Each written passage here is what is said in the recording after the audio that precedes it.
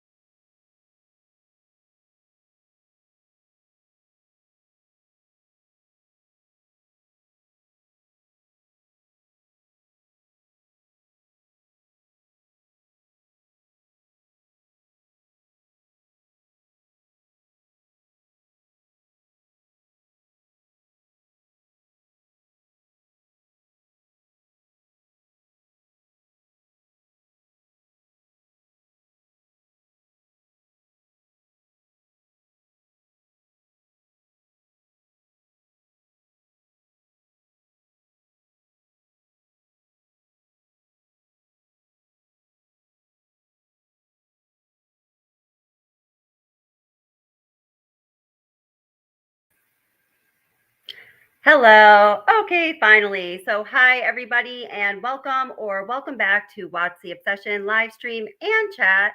And today in a holiday and New Year's theme. So I hope everybody had an absolutely wonderful holiday and that you are all looking forward to a really terrific new year. And thank you guys so much for being here.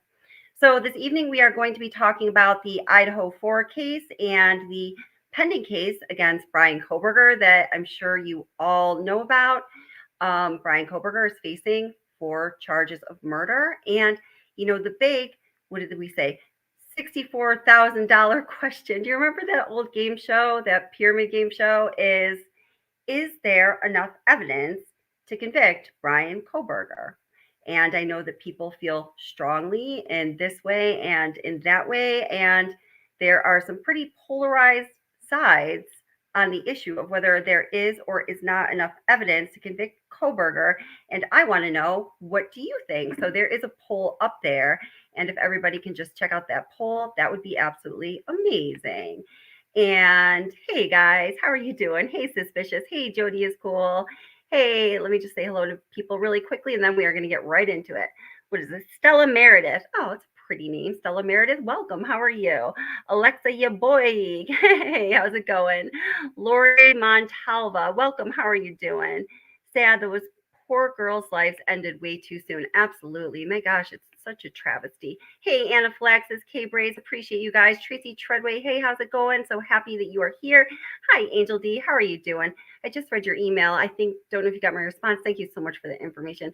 Oh, Utter, it's always wonderful to see you. Is it glitching? Oh God, I hope it's not glitching anymore. Okay, are we all good? Can you guys hear me? Let me know how the audio is. Edward has to run to the 7-Eleven. Let's see. Too much. So I think you're probably talking about the house here. So K-Bray says, if in 2023, with the world watching, they made a big mistake taking it down, now that it's down, it's not so much talking about how it was a wrong decision, but having confidence in the evidence. Really great statement. Yeah, I mean, how do you guys feel about that house going down? We'll get back to that in just a moment there.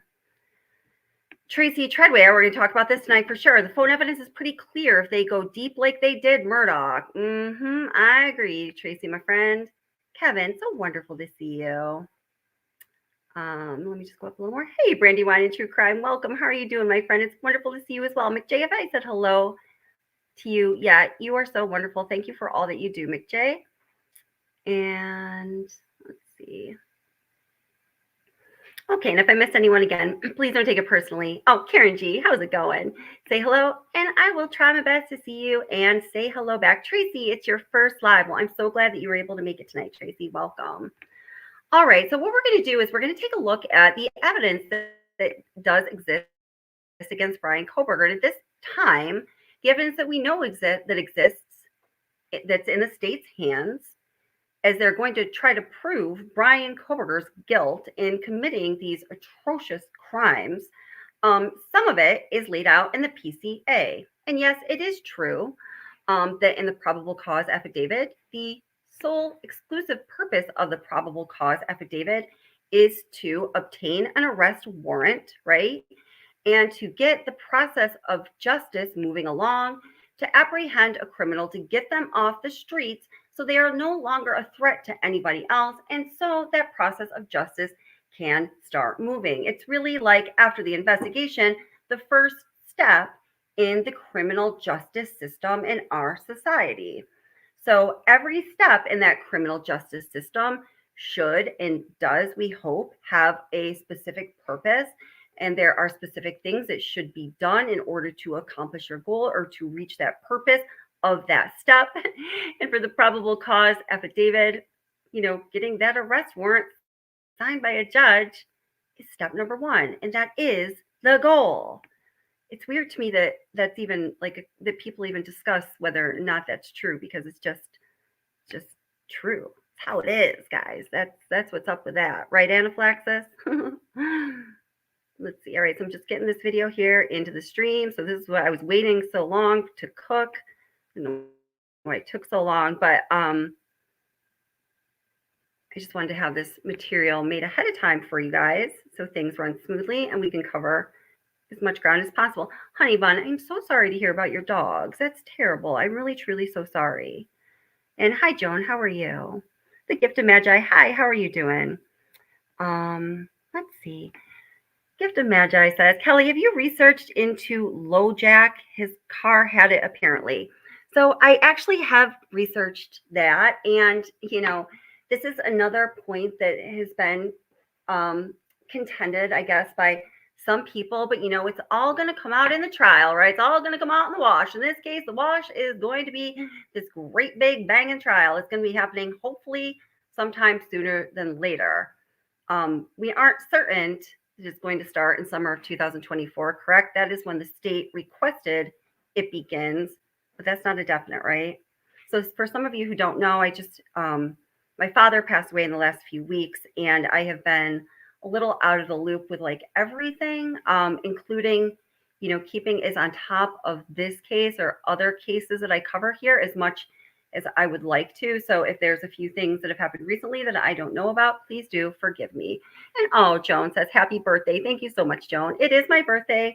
1 year ago today, Bryan Kohberger was arrested on my birthday. And I remember I was still sleeping at like noon. I just had a really terrible, terrible, terrible headache.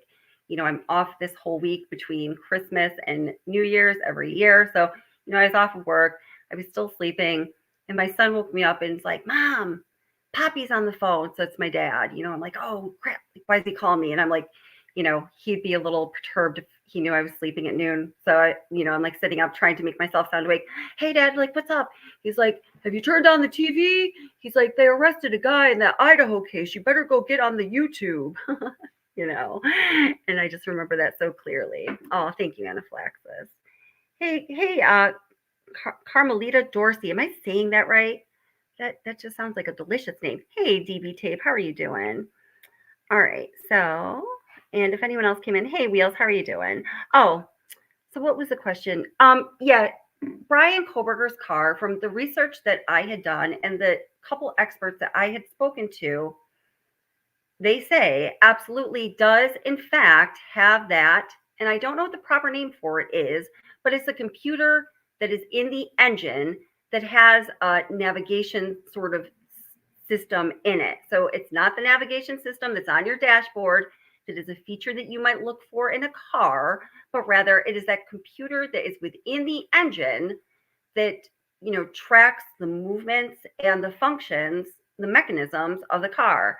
If you're, throw it in reverse, how long you're stopped somewhere, and basically any movement the car makes. So I absolutely do believe that when it comes to the time of the trial, we are going to 100% positively see that Bryan Kohberger's car does have that technology. So the gift of magi, I think that was your question, right? And what did you think about that, the gift of magi? Do you believe that his car has that technology? Oh, oh, and that's where we're from Philly. Says, oh, I called my grandfather Poppy too, the one from Philly. Oh, oh, guys, thank you so much. I appreciate all of your really warm messages and the condolences and your support. You guys have no idea how much it means to me. I absolutely appreciate it so much. And yeah, y'all, whenever you get a chance, go ahead and hit that like button. All right, so let's get checking out the PCA. Oh, one thing I want to say before we get started. I mentioned this in another video I did in the past week or so, but I did want to tell you that the two guys that I'm in touch with from the University of Colorado, I'm mixing up Watts and Idaho. Oh no, the University of Idaho.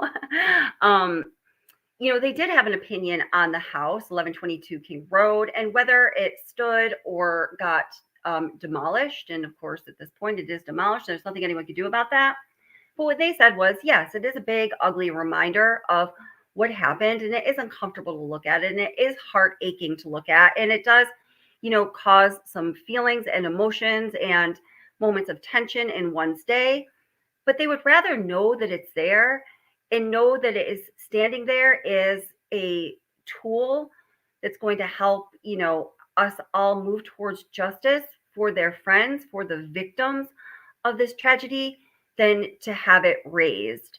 And they felt that that was a sentiment, by and large, that was shared among, people in the university community. They said, and this is just their perspective, their opinion, that they didn't know one single person that was like, that thing's got to go. Oh my God, I can't stand looking at it. It's giving me, whatever. It's got to go. We've got to get rid of it. It's this terrible thing. It's bad for me. It's bad for my life. It's bad for my roommates. It's bad for my dog.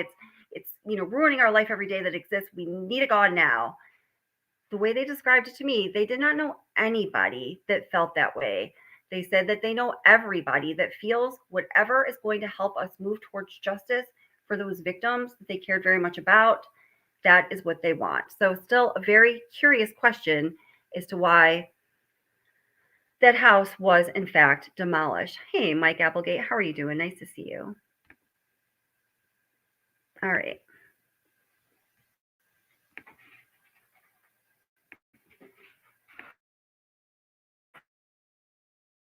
The following is what is contained in the probable cause affidavit towards the arrest of Bryan Kohberger in the Idaho 4 tragedy, the murders of Kelly Gonsalves, Madison Mogan, Xana Carnodal, who is a duly appointed, qualified, and acting peace officer within the Latah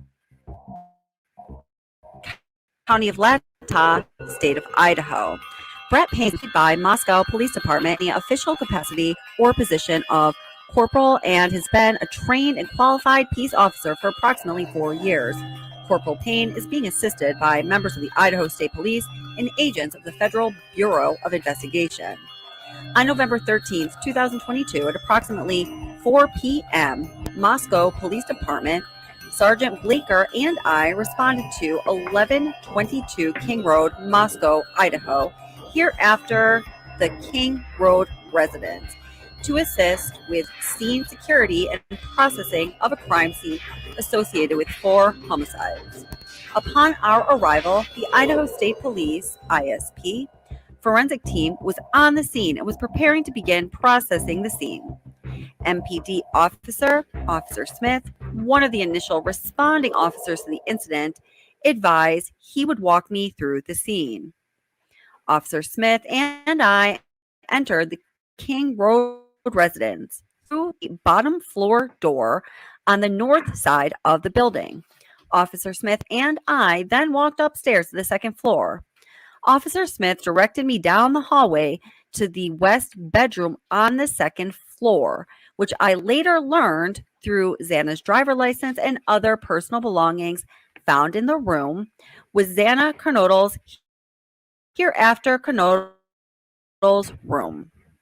Just before this room, there was a bathroom door on the south wall of the hallway. As I eyed is Kernodle's lying on the floor. Kernodle was deceased with wounds which appeared to have been caused by an edged weapon. Also in the room was a male, later identified as Ethan Chapin, hereafter Chapin.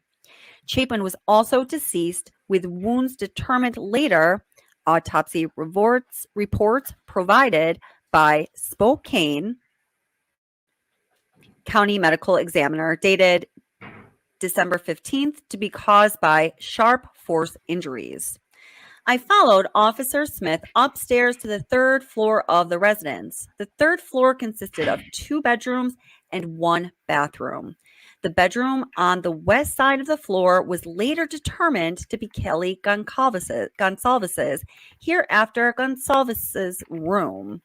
I later learned from review of Officer Noon's body camera, there was a dog in the room when Moscow police officers initially responded. The dog belonged to Gonsalves and her ex-boyfriend, Jack Decor.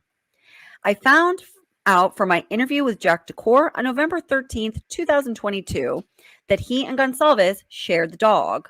Officer Smith then pointed out a small bathroom on the east side of the third floor. This bathroom shared a wall with Madison Mogan's, hereafter Mogan, bedroom, which was situated southeast corner of the third floor. As I entered this bedroom, I could see 2 females in the single bed in the room. Both Goncalves and Mogan were deceased with visible stab wounds. I also later noticed what appeared to be a tan leather knife sheath laying on the bed next to Mogan's right side when viewed from the door.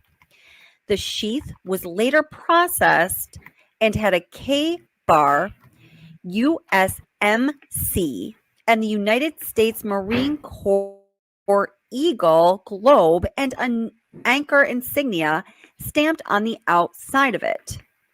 The Idaho State Lab later located a single source of male DNA profile left on the button snap of the knife sheath.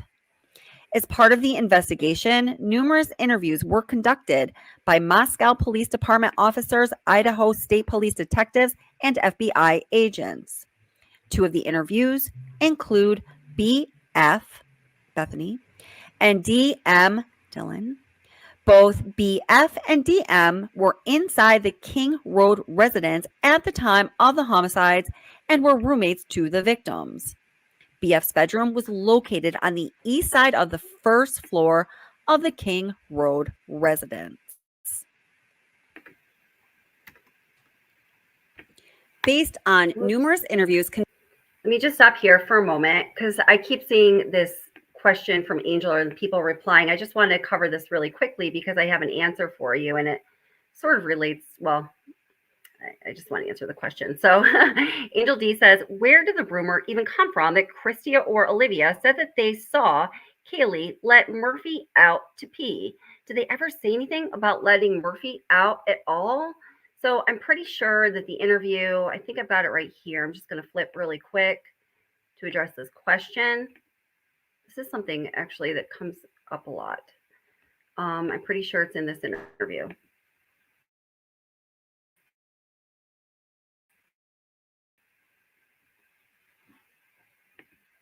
At 2:20. Brutal slayings of 4 college kids. How do you kill 4 people with a knife?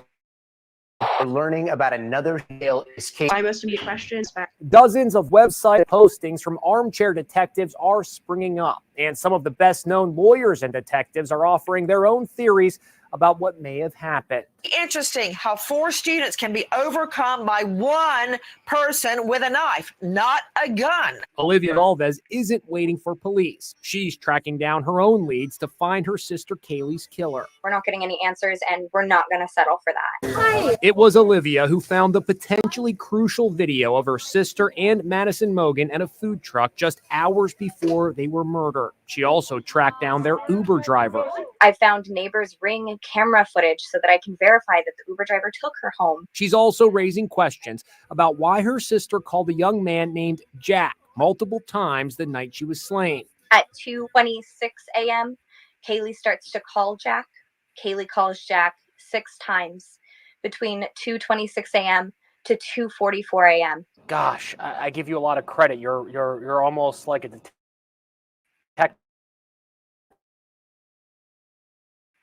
here. Water sent clearance rate on homicide cases when he was with the Houston police. There's no doubt that this is a person who is filled with a type of evil that is incomprehensible. There were 2 other roommates in the house who walked away from this. How is that possible? The use of an edged weapon is going to prevent any kind of real sounds that would awaken the other 2 girls. If this person, and it appears to be they are, proficient with an edged weapon, the deaths would have occurred so quickly that there would have been no opportunity. So it didn't answer that question, Angel D. So sorry about that, but it did, bring up another point, and that is, I've heard a number of experts like that gentleman, I presume is right there, who was speaking on Inside Edition, talk about, the fact that there were not screams, that there were not sounds, and, among those people who, in my opinion, seem to know what they're talking about as far as,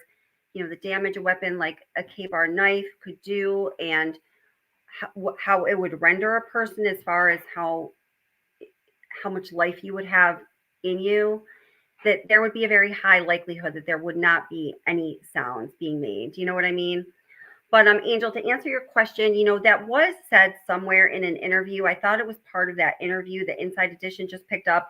It might be a more extended part of that interview. I'm going to try to find it for you, but I do know that it exists because I have checked on that before when other people have asked about it, though. And again, our question was, where did the rumor start that Christy or Olivia saw the girls take Murphy out to pee, right? So, okay, so going back to the evidence per the PCA and a little more. It's not just reading of the PCA, but that's where we're starting here. Conducted by MPD officers, ISP detectives, and FBI agents, as well as my review of evidence. 12th, 2022, Chapin and Kernodle are seen by BF at the Sigma Chi House on the University of Idaho campus at 735 Nez Perce Drive from approximately 9 p.m. on November 12th to 1:45 a.m. on November 13th. BF also estimated that at approximately 1:45 a.m., Chapin and Kernodle returned to the King Road residence. BF also stated that Chapin did not live in the King Road residence, but was a guest of Kernodle. Gonsalves and Mogan were at a local bar, the Corner Club, at 202 North Main Street in Moscow. Gonsalves and Mogan can be seen on video footage provided by the Corner Club between 10 p.m. on November 12th and 1:30 a.m. on November 13th. At approximately 1:30 a.m., Gonsalves and Mogan can be seen on video at a local food vendor called The Grub Truck at 318 South Main Street in downtown Moscow. The Grub Truck live streams video from their food truck on the streaming platform Twitch, which is available for public viewing on their website. The video is captured by law enforcement. A private party, redacted, reported that he provided a ride to Gonsalves and Mogan at approximately 1:56 a.m. from downtown Moscow in front of the Grub Truck to the King Road residence. Roommates Dylan and Bethany both made statements during interviews that indicated the occupants of the King Road residence were home by 2 a.m. and asleep or at least in their rooms by approximately 4 a.m. So I just have a question really quickly. I don't mean to put you on the spot, but Elser says the PCA is sloppy. So I'm just really curious if you want to expand on that, or if anybody else thinks that the PCA is sloppy or that it's not good, or whatever word would, coin it for you.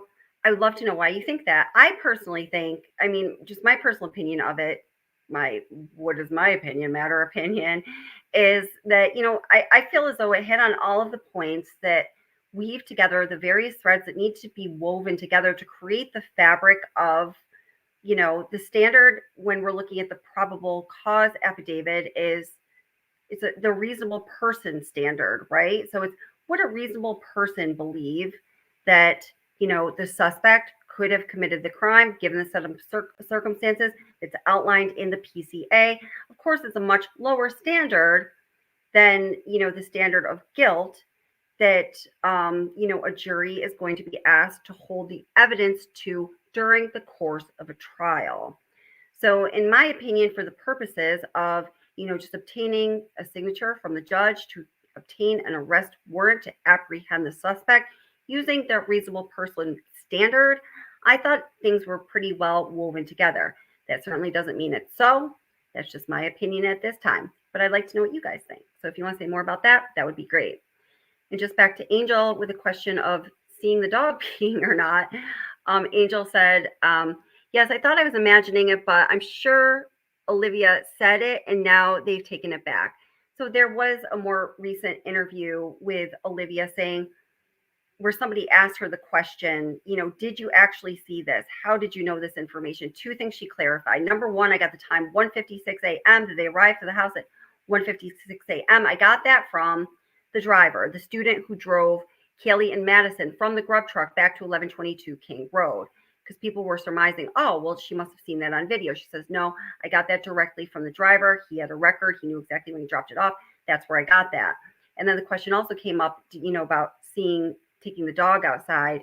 And her response was something to the effect, and I'm totally paraphrasing, just that I know that that's the habit that they would have. That's what they would be doing after they got home from being out for a while. So that's where I, Olivia Gonsalves, got that information, not that I saw that happen on camera. So I hope that clarifies things.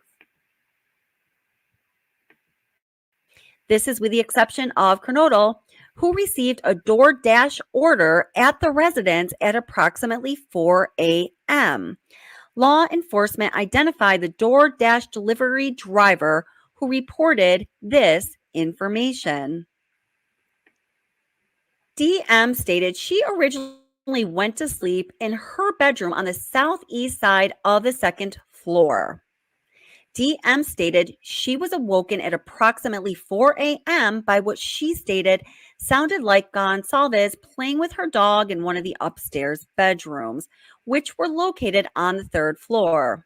A short time later, DM said she heard who she thought was Gonsalves say something to the effect of, "There's someone here." A review of records obtained from a forensic download of Kernodle's phone showed this could have also been Kernodle, as her cellular phone indicated she was likely awake and using TikTok app at approximately 4:12 a.m. DM Dylan Mortensen stated she looked out of her bedroom but did not see anything when she heard the comment about someone being in the house.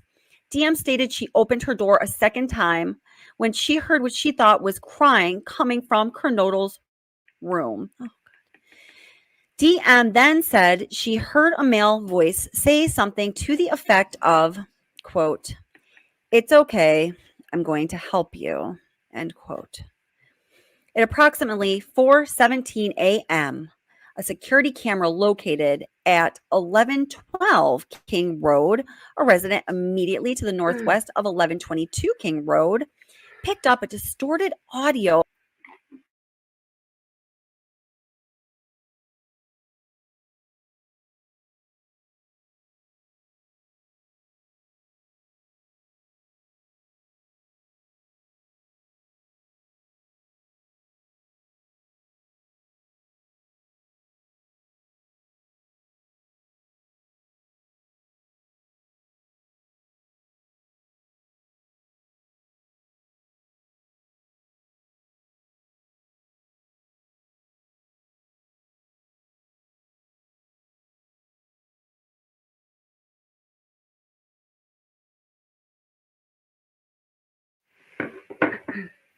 So sorry about that. Once the stream, sorry about that. Getting right back into it. Thank you, StreamYard. Yeah. Wait, let me just actually take this opportunity to grab a couple things in chat here. So, Elser says, in regards to saying that the PCA was sloppy. So Elser then says, if you think that having the wrong phone number and wrong state in the PCA, is good work, then I don't know what to tell you. So no, I get it. And things like that, like typos, like really irritate me too. Like I get that.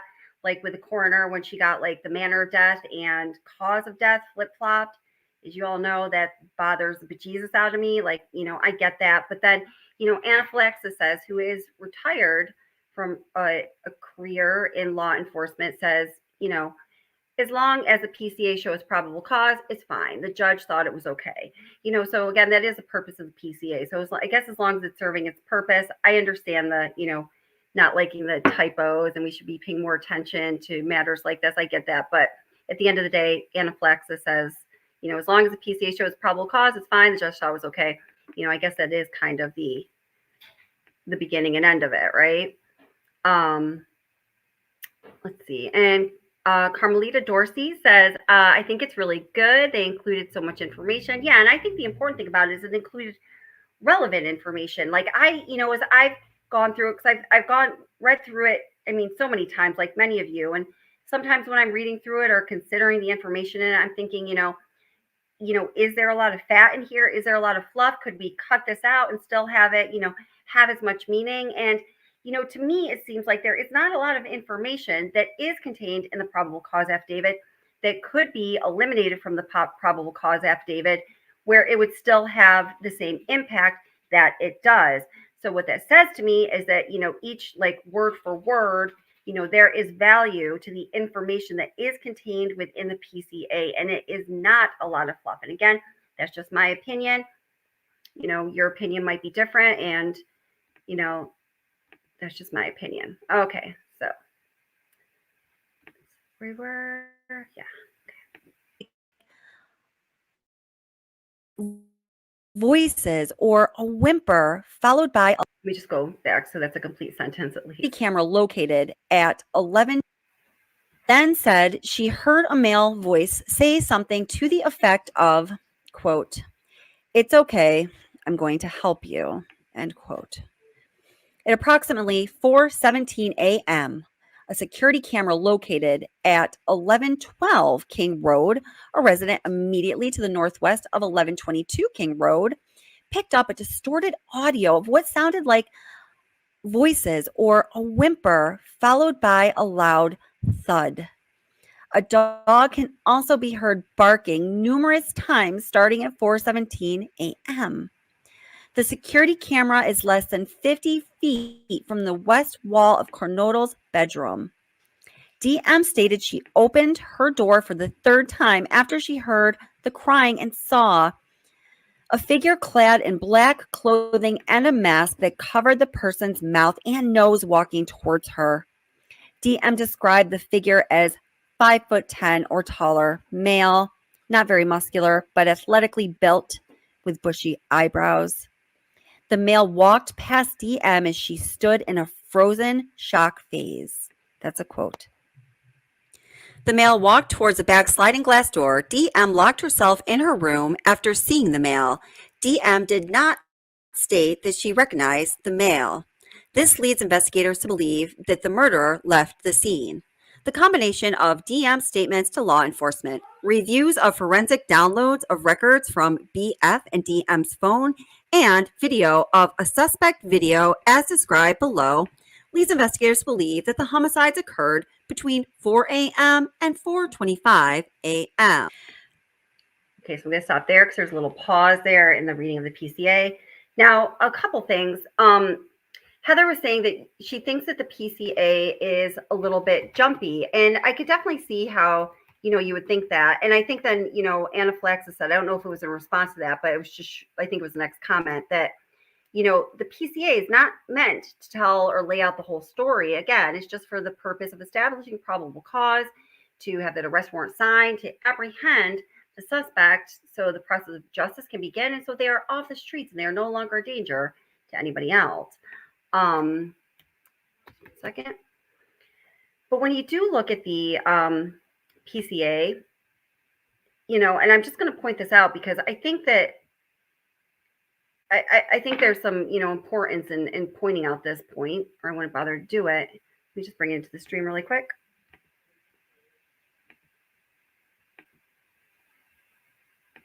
Okay.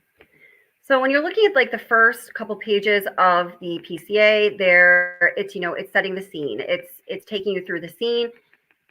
It's establishing what happened physically, what was observed physically. And Joan said, I want to know why this section here that is, you know, ostensibly about Ethan is redacted, because just above this redacted section, it says, also in the room was a male, later identified as Ethan Chapin, hereafter Chapin.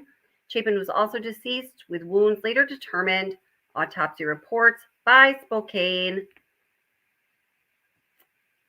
County Medical Examiner. So that sentence does continue. So yeah, I would like to know what was reacted to. But I was so surprised when this came out, as were I think a lot of you, that so little was redacted. So anyway, we have the, you know, reviewing the physical scene, what was going on at the crime scene. So that's what this first person is about, okay? So then we have what was happening with the victims immediately around the time of the crime. So that's when, or are we not even there yet? No, we're still looking at the crime scene. Sorry. So then we're going to the immediate witness statements. So that here mostly is Dylan Mortensen and just a mentioning of Bethany Funk. Just in Bethany Funk saying that Chapin and Kernodle were seen by Bethany Funk at the Sigma Chi house in the University of Idaho campus at the address for approximately 9 p.m. to 1:45 a.m. And not much more about her. And then Dylan Mortensen's statement. And then after that, it goes into evidence that can be produced by things that are another step away from the crime as it relates to the immediate witnesses, which would be Dylan and Bethany, which is the surrounding cameras. So it talks about that. And then from there, it goes into talking about the video surveillance, right? And then they start to hone in on the suspect himself. So the first thing that they start to talk about and honing in on the suspect himself is establishing how they determined suspect vehicle number 1 to be the suspect vehicle. And then they have to eventually prove that it's his, right? So that's when they bring in the cellular data, some more information about Bryan Kohberger, and then the video surveillance footage that ties in the vehicle, the suspect, and the phone all at the same place, all at the same time. So that's kind of how I see the PCA being laid out.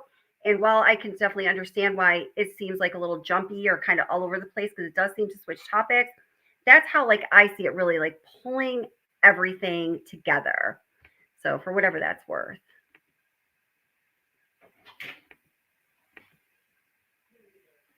Okay. Oh, and then Wheels made a comment I wanted to read. I can't remember, but there it is. Oh, is the PCA their best evidence? If not, why won't they release it so we can stop the speculation? Well, the PCA, I think, is going to be the evidence that they have at that time that they believe if they put forth is going to give them the greatest chance of obtaining that arrest warrant so they can get the suspect apprehended and off the street so they can't harm anyone else. And so the process of justice can begin. I feel like I'm sounding like a broken record, but you know, we have to remember that at the time in which the PCA is authored, you know, there is still a lot of evidence to be processed. There's probably still a lot of evidence that has been obtained that is being analyzed and evaluated. And as time goes on, you know, the evidence really starts to come together. They can get deeper into the evidence. They can learn more information on a deeper level. And so as to why can't they release it so we can stop the speculation? I know it makes us crazy and wouldn't we like them to, but at the end of the day, the goal is to ensure that whoever committed these atrocities has to pay for their crimes and is taken out of society so they cannot harm anyone else. And so justice can be had for these victims, not to like satiate us as the public, but I know it does kind of make us all a little bit crazy. Yeah. Joan asks, does BK have visual snow or not? I think that it's important to know because wouldn't driving at night be hard? Yeah, I mean, maybe it would, but I mean, I personally believe that he does. And the reason I believe that he does is his one childhood friend, I can't think of his name right now. He's appeared on a number of different networks, says that he remembers him having visual snow as a child. And he seems very forthcoming to me and wouldn't have a reason to lie about that. So that is the one reason that I do believe that, yes, he does have visual snow for whatever that's worth. Oh, can you hear me okay?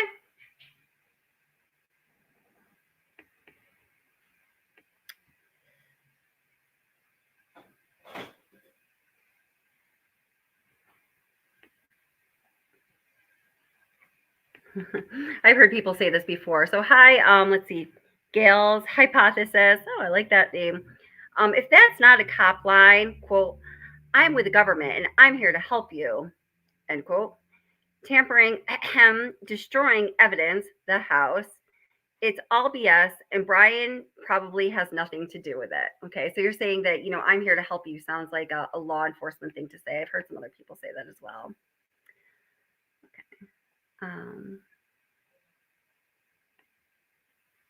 Okay, so I'm going to continue to play this here. During the processing of the crime scene, investigators found a latent shoe print. This was located during the second processing of the crime scene by the ISP forensic team by first using a presumptive blood test and then the amino black, a protein stain that detects the presence of cellular material. The detected shoe print showed a diamond-shaped pattern similar to the pattern of a Vons type shoe sole just outside the door of DM's bedroom, located on the second floor. This is consistent with DM's statement regarding the suspect's path of travel. So now we are going to move on to talk about the significance of Bryan Kohberger's cellular records. The probable cause affidavit goes on to say that pursuant to a search warrant from December 23rd, he was able to identify Bryan Kohberger's phone number, traced back to the origin of Albertsville, Pennsylvania, and the account was open in June of 2022. These records also include historical cell location information, also known as CSLI, for that phone number. After receiving this information, I consulted with an FBI special agent that is certified as a member of the CAST team. Now, I just want to say here that I personally, and this is my belief, I can't emphasize enough the importance of the evidence that the FBI CAST team is going to be yielding regarding the cellular data when they do the, the forensic download and evaluation and analyzation of Kohberger's phone and the other phones as well. I mean, we've seen time and time again in so many different cases how absolutely crucial that evidence is. And, just by reading through the probable cause affidavit and what they do have, and then learning about CAST and what they can do, and having seen what they have been able to do in previous cases, I truly think this is going to be the absolute bombshell of the case. I thought that from the beginning. I'm sticking with those cards, and I just believe that's how it's going to shake down. Of CAST are certified with the FBI to provide expert testimony in the field of historical CSLI and are required to pass extensive training that includes both written and practical examinations prior to being certified with CAST, as well as the completion of yearly certification requirements. Additionally, the FBI CAST special agent that I consulted with has over 15 years of federal law enforcement experience, which includes 6 years with the FBI. From the information provided by CAST, I was able to determine estimated locations for Kohberger's number from November 12th to November 13th, the time period authorized by the court. And that was, just at that time, the time upon which they were trying to obtain the probable cause warrant.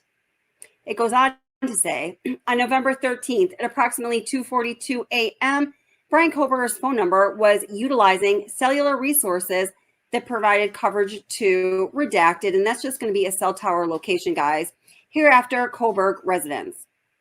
At approximately 2:47 a.m., and the Bryan Kohberger's number utilized cellular resources that provided coverage southeast of Kohberger's residence, consistent with his phone number, leaving the Kohberg residence and traveling south through Pullman, Washington. This is consistent with the movement of the white Elantra. At approximately 2:47 a.m., Okay, wait. Before we go into the issue of the white Elantra and tracking Kohberger's movements, I just keep seeing people bringing up this somehow in chat. So Heather says to Angel D, the Inside Edition interview of Kelly Gonzalez's sister tries to track down her sister's killer. It's on YouTube, dated November 18th. The clip of Olivia saying the camera stuff. So here, this is a little video I put together consolidating everything that Olivia said about the camera stuff. So let's just get this out of the way. And this is an important question because the Gonzalez family did have a lot to say in the beginning, and they said a lot of things that were so crucial. People still wonder about them. Yeah, so this is Bryan Kohberger on Ring camera. Kelly Gonzalez's sister interview reveals. All right. Against Bryan Kohberger have something solid against he is guilty or not of the crimes that he is accused of. We wonder if that solid evidence does in fact exist, and if it does, what would it be? It certainly could be something like security camera footage placing Bryan Kohberger at the scene of the crime, walking into the residence or leaving the residence. Does that security camera footage exist? As we ask this question, we might get some hints from what Kelly Gonzalez's sister Olivia has had to say. As many of you know, she has been a super sister and a super sleuth herself, as she has found so many details regarding Kaylee's tragic death and the death of Madison Mogen, Ethan Chapin, and Xana Kernodle as well. We thank Olivia for all that she's done, and we hope that the family can eventually find peace. Let's listen to a few excerpts over time of Olivia Gonzalez speaking about what they did or did not know about this terrible crime and how they found out this information related to possible ring camera or security camera footage. Angel D, my girl, you better be listening to this.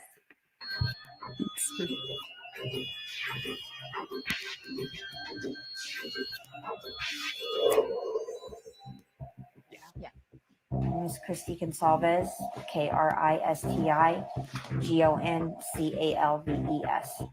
Yeah, I'm Olivia Stevenson, ALIVEA, Gonzalez is my maiden name. I'm married. Everybody good? Which one? Oh, there you go. Okay. You got to get it right. Don't get mine. I think we got it on the pickup. Good. Okay, so just first off, the map that just came out from police, it gives a little bit of a timeline of where they may have been that night. Does that map mesh up with the timeline that you've been putting together? Yeah, I'd say it's very close. I'd say if you have any closer details to kind of hone in, 145 could be very vague. Maybe it's closer to, 150. Let us know if you have anything concrete, because right now concrete's what we can go off. So you heard Kelly's sister right there. Concrete is what we can go off of, and she did a very good job of finding concrete information. So we know that what she is looking for, what she is going to verify that timeline by, is going to be concrete information. What could be more concrete than video footage of actually seeing what was going on in real time at the actual moment in question? In terms of the details, you said it's close. Mm-hmm. Does that frustrate you that it's close? I do, but right now we're still trusting authorities that, it's not going to be 20 minutes here or 15 minutes here that's breaking this. But yeah, I implore everyone, if they know something different, bring it to the police, because if they want to tighten up that timeline, we stand with that. It seems like there's this very big gap when it comes to Ethan and Xana. Do you know where they might have been? I don't, unfortunately. I know nothing about them. We know we have no idea where they were, but we do have a pretty tight timeline on Kaylee and Maddie, and it is close to what they are posting, but it is a difference, and that difference actually could be huge. I mean, it could be, it could not be. But 145, 159. So there is, and we have corroborated our with my phone records, Kaylee's phone records, the driver that was driving them around. Yeah, so you really have concrete. you have pulled video seeing the Mhm. Uber driver dropping them off. Yes. You've checked your phone records. You know with Yes. timestamps what Yes. time they got home. So there, just notice he says you've pulled video seeing the Uber driver dropping them off. Now, first of all, it wasn't an Uber driver, it was a student driver, but let's listen to that again. I mean, he says very explicitly, and let's just notice their body language as he makes that statement as a question, poses that question, I guess you'd say. How are they responding? Because that's going to be the truth. Huge. I mean, it could be, it could not be. But 145, 159. So there is, and we have corroborated our with my phone records, Kaylee's phone records, the driver that was driving them around. Yeah, so you really have concrete. You have pulled video seeing the Mhm. Uber driver dropping them off. Yes. You've checked. So, I mean, that was a pretty, that was a pretty nonverbal affirmative from Olivia there. I mean, as he's asking the question, if she's really hearing it, and she's responding, yes, that she has seen that You video. have pulled video seeing the Mhm. Uber driver dropping them off. Yes. You've checked your phone records. You know with Yes. timestamps what Yes. time they got home. So just in case you were sleeping there, let's hear that again. Yeah, so you really have concrete. you have pulled video seeing the Mhm. Uber driver dropping them off. Yes. You've checked your phone records. You know with Yes. timestamps what Yes. time they got home. Your family's been frustrated with the investigation so far, understandably so. Here we are a week and a half out, and really not much information about this. Does not appear to be a suspect. Tell me, Olivia, what specifically you've been frustrated with, because you did your own work here. For instance, you found video of the food truck, for example, where two of the victims were seen the same night as this killing. I would say, I think that obviously this is extremely personal for us, and we treated it that way from the very get-go. I know how valuable those first 48, 72 hours are. And I can only hope that the police also know how valuable that is, and that they have a lot of information there that just isn't public right now. I will say the one lingering frustration I have is the timeline. I know it's semantics, but my sisters got home at 1:56. It wasn't 1:45. I know it might not seem significant, but when we're looking for camera, when we're looking for dash footage, when we're looking for any of those things, I do feel it is valuable, and they did get home at 1:56. It was not 1:45. Olivia's absolute confidence that Kaylee and Maddie arrived back home at 1:56 did not simply come from adding up the time it would take to call a ride, get the ride from the grub truck to their house, walk from the car into the house. Remember, she said concrete is what we are going to go off of. So her confidence in the fact that they arrived home at 1:56 tells us that she has, or she is in something concrete, kind of security camera or ring camera footage that was close enough to the entrance of the residence that allowed Olivia to know that they got home at 1:56 with such confidence. What other events did that camera pick up? Olivia Gonzalez isn't waiting for police. She's tracking down her own leads to find her sister Kaylee's killer. We're not getting any answers, and we're not going to settle for that. It was Olivia who found the potentially crucial video of her sister and Madison Mogan and a food truck just hours before they were murdered. She also tracked down their Uber driver. I found neighbors' ring camera footage so that I can verify that the Uber driver took her home. And I mean, there you have it, proof positive that she has seen ring camera footage close enough to the house for her to feel satisfied that the driver took her home, knowing that she said concrete is all that we can go off of. And that, well, since making this video, I do also have to say, like I just said a few minutes ago, she has subsequently made the statement in the interview saying that she got that time of 1:56 from talking to, it wasn't an Uber driver, but it was a student driver who drove Kaylee and Maddie from the grub truck to 1122 King Road. So I'm not as firm in my own statement there anymore. See how this case is, you got to go with the evidence. So, but yeah. Oh, thank you so much. Truth and Translution. I very much appreciate that. Thank you for the super sticker. And thank you. I'm so glad that you're here. Always love having you in the chat. And whoops, oh gosh, I started so many here. Joan Bradley, did I say thank you for the super sticker way earlier? I just saw it happy birthday. I said, oh, it's my birthday. But if I didn't thank you so much, love. I always appreciate you and your support. And okay. And Truth Exposed, so glad that you're here. As I mentioned in the comment I just left, I always appreciate your comments on my videos, and you tend to have a lot of good information. I really appreciate that. And I'm going to bring it back to looking at the evidence through the eyes of the probable cause affidavit, and then we're going to split a little bit from there and do some more analysis. Couldn't think of the right word for a moment.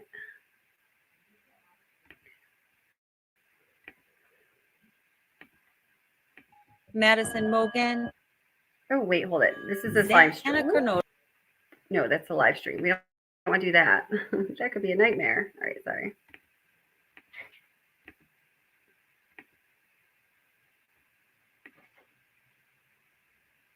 Yes, this one.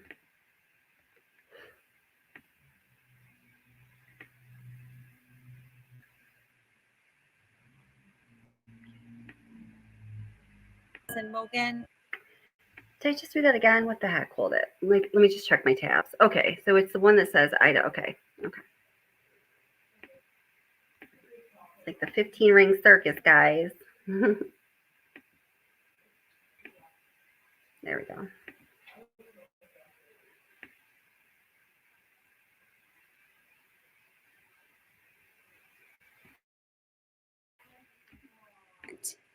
It goes on to say, on November 13th at approximately 2:42 a.m., Bryan Kohberger's phone number was utilizing cellular resources that provided coverage to redacted, and that's just going to be a cell tower location, guys, hereafter Kohberg residence.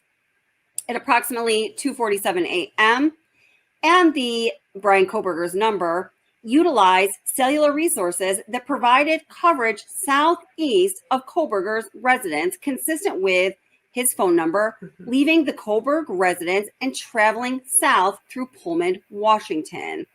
This is consistent with the movement of the white Elantra. At approximately 2:47 a.m., the Bryan Kohberger's number stops reporting to the network, which is consistent with either the phone being in an area without coverage, the connection to the network is disabled, such as putting the phone in airplane mode, or that the phone is turned off. Bryan Kohberger's number does not report to the network again until approximately 4:48 a.m., at which time it utilized cellular resources that provide coverage to ID State Highway 95 south of Moscow, ID near Blaine, Idaho, which is north of Genesee, he notes.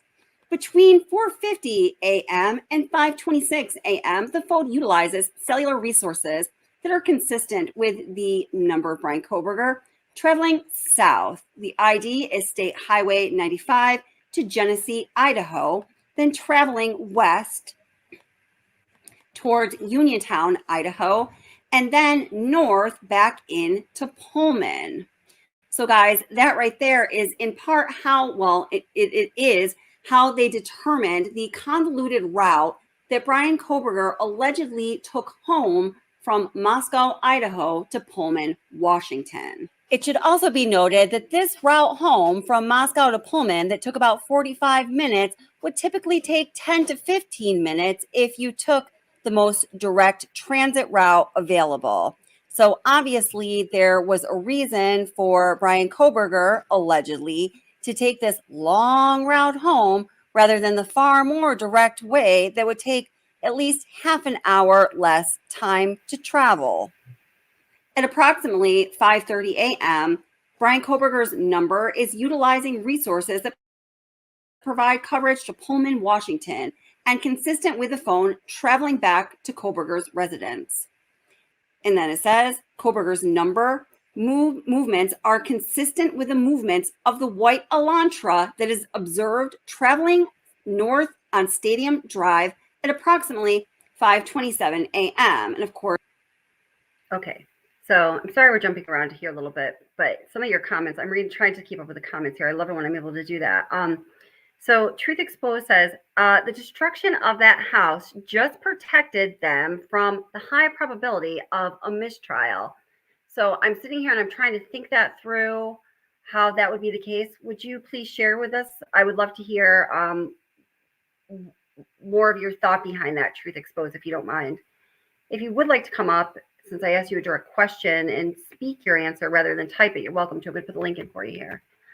But I'm sure you have a good thought behind that, and I would just like to know what it is. So maybe Miss B says, understands what Truth is saying there. Never destroy evidence before trial. So, all right. So Truth Exposed says, they couldn't allow jurors to field trip to that house anyway, not without YouTubers and loons trying to dox them and find out their identities. This is a very good point. Protection of the jury is paramount. Okay, so I think maybe what you're talking about, the issue of possible mistrial, was separate from that. So if you wouldn't mind answering that, I'd love to know your thoughts on that. That is a really good point, though.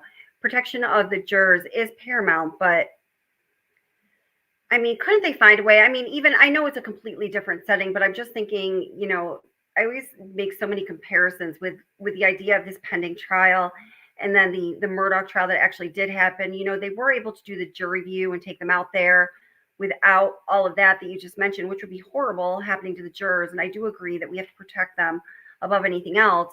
You know, wouldn't they somehow be able to pull it off with enough, you know, police presence? I mean, do you think that it was right for them to demolish the house, Truth Exposed, or anyone else? Oh, that poll I think is still up. If everyone wants to answer the poll question, go ahead and do that, and I will end it pretty soon. Thank you, guys. Mistrial from getting doxxed. Okay, that's a good point.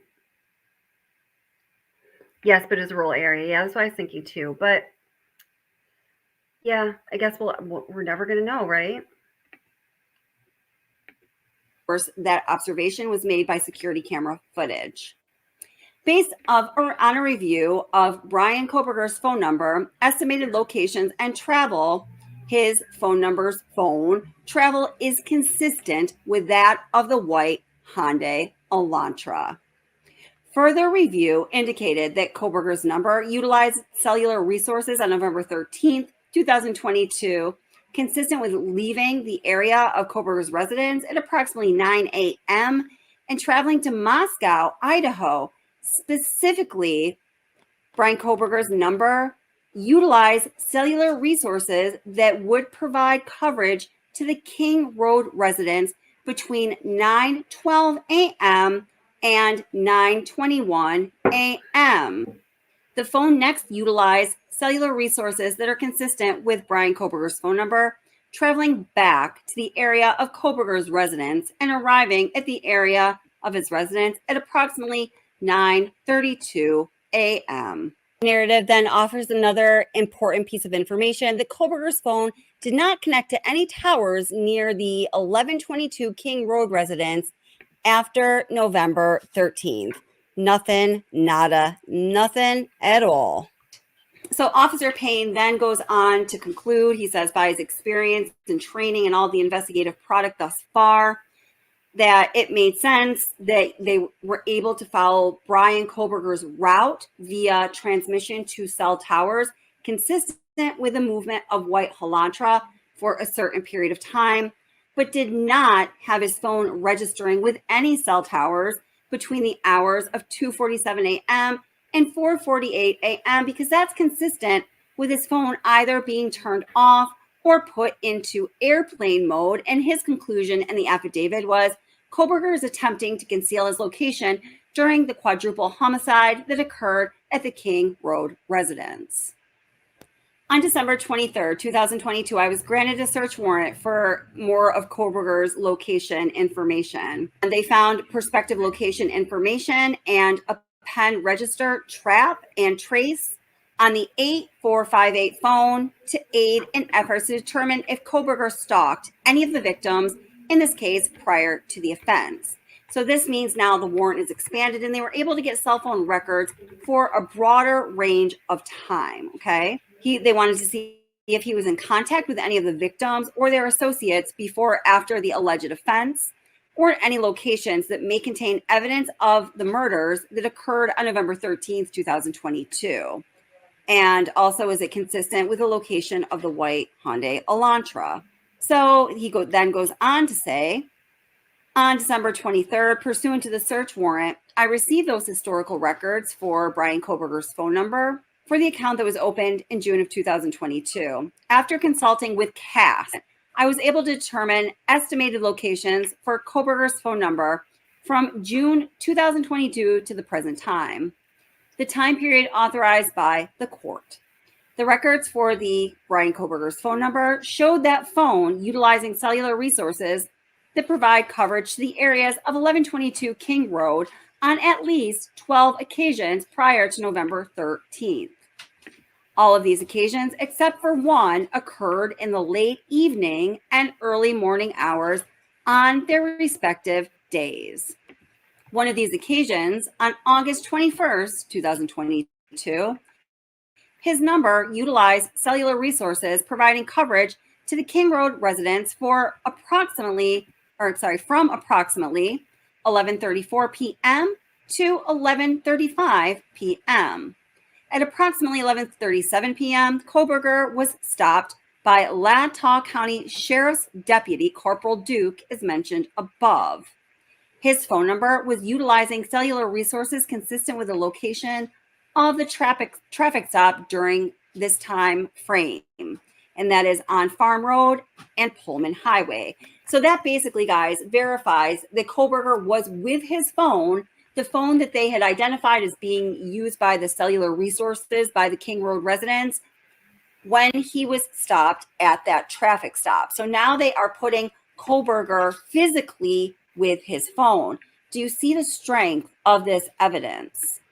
So this is what I was talking about earlier when we were talking about the evidence that does exist in the PCA and how, and I saw your follow-up to our little discussion, Heather, and I feel you on that. It does feel a little jumpy at times, but the various pieces of evidence that they bring into the PCA are and seem to be, based on what we know, at least key pieces of evidence that do need to exist to bring all of this somewhat circumstantial evidence together, putting the man and his phone and the car in a place where he is known to be at a time that incriminates guilt, essentially, right? So this is where I think the PCA really does start to come together, at least the way that I'm kind of explaining it here. And thank you so much. Make sure I'm saying your name right. I've got to make it bigger. Sirius Black, happy birthday. Wishing you a happy new year. Thank you so much. It is my birthday for the next 45 minutes. And thank you so much. I appreciate the super chat. And thank you so much for being here. And yeah, a little bit of a bittersweet birthday, but a birthday nevertheless. Let's see.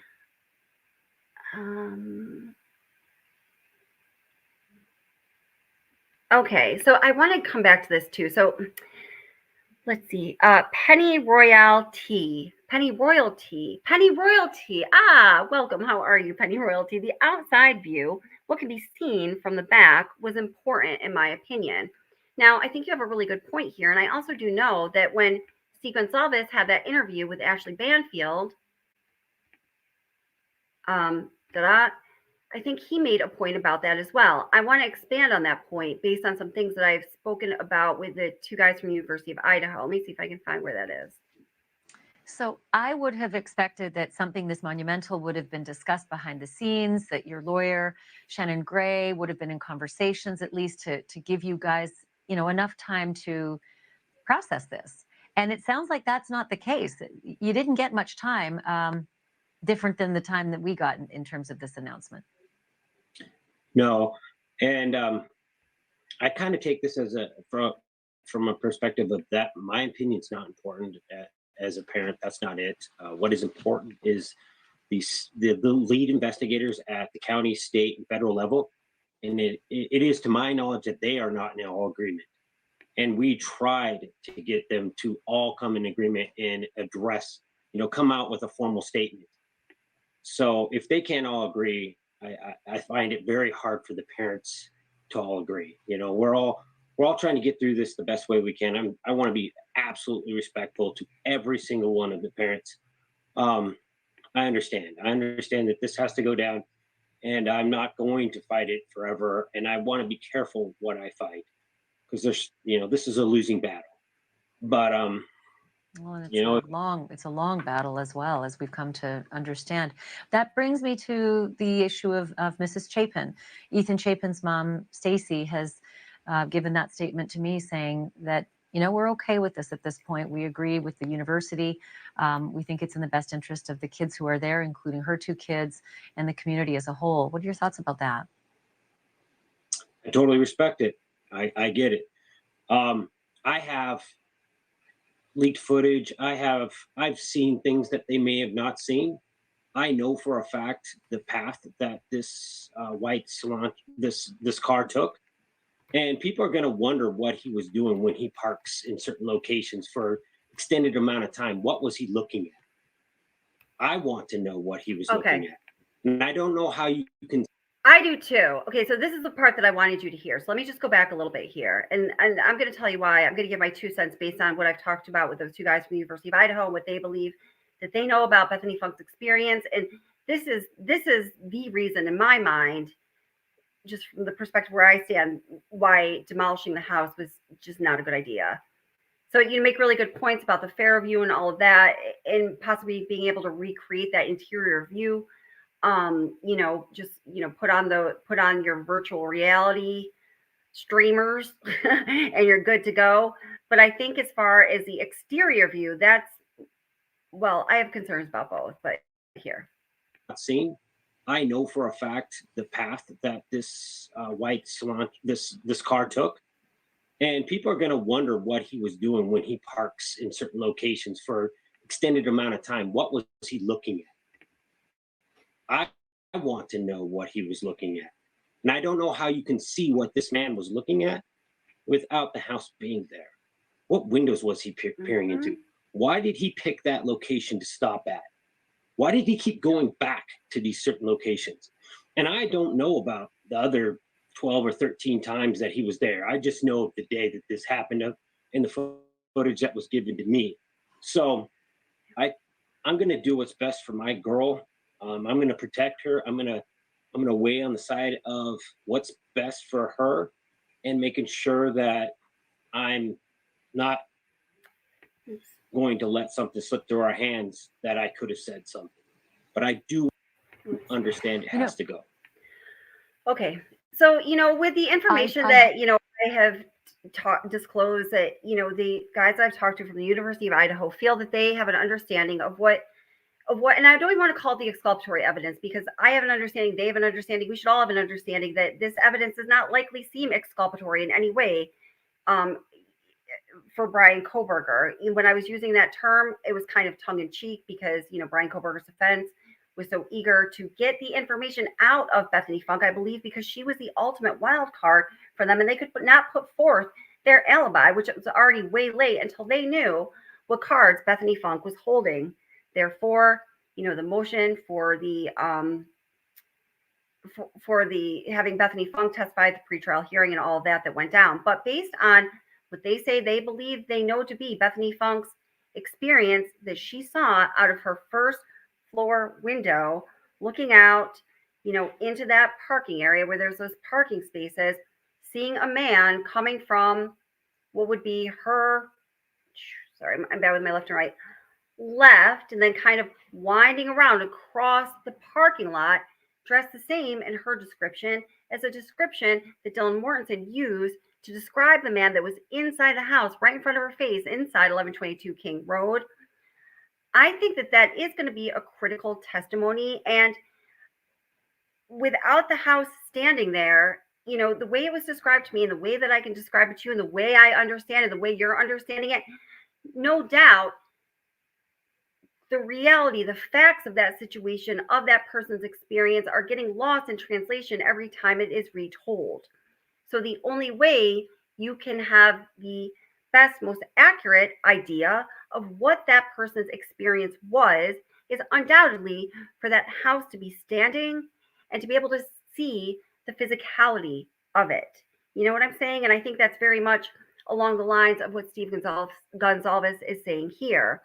And to that end, something that he touched on and saying, let me just go back just another 30 seconds again, because I just think this is so important. I'm going to protect her. I don't know about peering into. Why did he pick? I don't know how you can see what without the house being there. What windows was he peering into?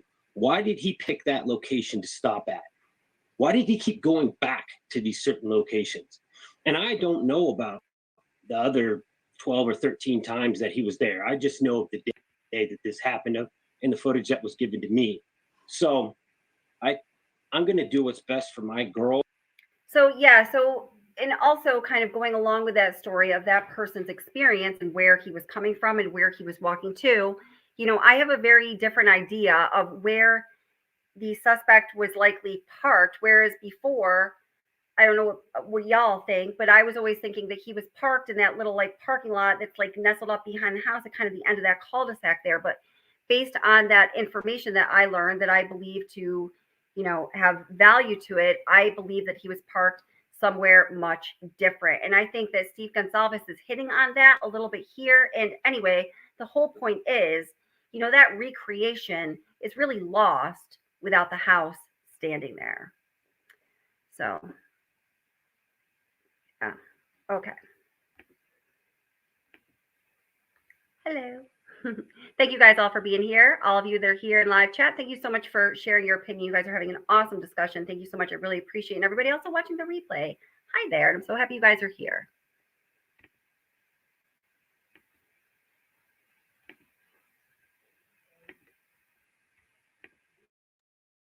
Circumstantial, yes. Strong, hell yes. Further analysis of the cellular data provided showed that the phone number utilized cellular resources on November 13th, consistent with the phone traveling from Pullman, Washington to Lewiston, Idaho via U.S. Highway I-95. At approximately 12:36 p.m., his phone number utilized cellular resources that would provide coverage to Kate's Cup of Joe Coffee, located at 810 Port Drive in Clarkston, Washington. Surveillance footage from the U.S. Chef's store located nearby that location, the coffee shop, showed the white Elantra, consistent with suspect vehicle number 1, drive past Kate's Cup of Joe at a time consistent with cellular data from Bryan Kohberger's phone number. At approximately 12:46 p.m., the 8458 phone then utilized cellular data in the area of Albertson's grocery store at 400 Bridge Street in Clarkston, Washington. And again, surveillance footage identified a car consistent with a white Elantra. And additionally, interior surveillance at that grocery store showed Bryan Kohberger walk through the store, purchase unknown items at the checkout, and leave at approximately 1:04 p.m. And then there is a map that depicts Kohberger's possible path of travel right here and in the probable cause affidavit. So now, my friends, when you break that down, they are putting Bryan Kohberger's cell phone pinging in a certain location with video camera surveillance footage of a car consistent with his white Elantra and the man himself, Bryan Kohberger, on that interior security camera footage of the grocery store. So now we have the phone, the car, and the man all together. Just in regards to the specific set of facts we are talking about, I think that's what we call a boom, right? Boom. Additional analysis. The boom just reminded me of something. So did you guys all catch that last, I'm just going to go play that back again, like the last minute, 45 seconds. This is how I see, at least, the PCA bringing everything together. What do you think about this analysis, anaphylaxis? I'm wondering. Interior surveillance at that Bridge Street in Clarkston, Washington. And again, surveillance footage identified a car consistent with a white Elantra. And additionally, interior surveillance at that grocery store showed Bryan Kohberger walk through the store, purchase unknown items at the checkout, and leave at approximately 1:04 p.m. And then there is a map that depicts Kohberger's possible path of travel right here and in the probable cause affidavit. So now, my friends, when you break that down, they are putting Bryan Kohberger's cell phone pinging in a certain location with video camera surveillance footage of a car consistent with his white Elantra and the man himself, Bryan Kohberger, on that interior security camera footage of the grocery store. So now we have the phone, the car, and the man all together. Just in regards to the specific set of facts we are talking about, I think that's what we call a boom, right? Boom. Okay. So talking about booms, Utter said a long time ago, I just started this. I have some started comments I got to go back to. It says she was coming to Lori. I don't know what the conversation was, but I've heard there were tunnels and someone else was involved, et cetera, et cetera. I think we will get a huge shock when they have a trial. So I don't know even what you were saying about the tunnels, but just bringing up the idea of the tunnels. You know, I just saw a couple of the tunnel people, the tunnel believers, you know, in this past few days since the house was going to be raised or since it has been raised, you know, beating the drum about on the tunnels again. But wouldn't it seem to you all, if there were these tunnels that were crucial to this crime being committed, that raising the house was just going to expose the tunnels, that at least having like the edifice above the earth would kind of conceal those tunnels? But if there's no house there, it would just be like tunnel-rama, like, wow, look at, there's a big hole with a bunch of tunnels. I don't know. I really don't even want to go down that road. But the boom just reminded me of the tunnels and the boom and the boom and the tunnels and the, you know. Boom.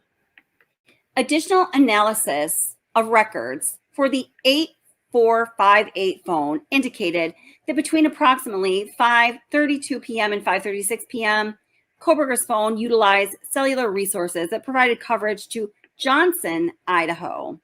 His number then stops reporting to the network at approximately 5:36 p.m.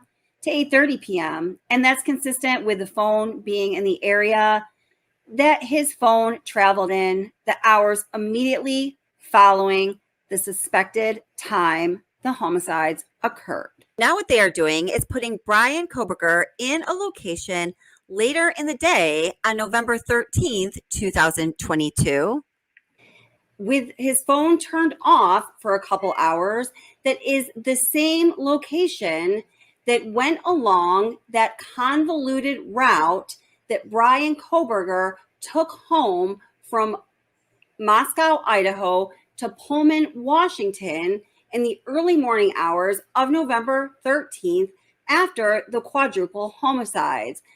So what do we think he was doing there? Disposing of evidence?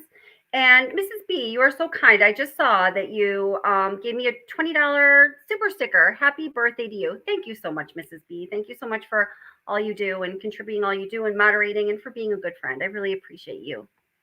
Thank you so much. And oh, I had something else I wanted to say too, but well, thank you, Mrs. B. And I hope you had a lovely holiday and are looking forward to a wonderful new year with your family. I can't remember what I was going to say. Let me keep playing because this is almost over here. So what exactly was Bryan Kohberger doing there in that exact same location for a couple hours with his phone turned off? This is definitely a very interesting place to go for a joyride in the middle of the night. And then again, the next day, the early evening, just a few hours. I'm going to pretend that doesn't happen every time it happens because I don't know why it happens. And I'm really sorry about that. All right. Coming back to this. Okay. Bookending a horrific tragedy that occurred. This is definitely a very interesting place to go for a joyride in the middle of the night. And then again, the next day, the early evening, just a few hours after, with both of these joyriding events, bookending a horrific tragedy that occurred less than 10 miles away from his home. Pretty curious, don't you think? So this area that Bryan Kohberger drove through from Moscow back to Pullman, that convoluted 45 to 50-minute route rather than the direct 10-minute route, is the same place where his phone turned off for 3 hours from 5:36 p.m. the evening of November 13th for approximately 3 hours. It goes through what's known as the Lewiston-Clarkston Valley.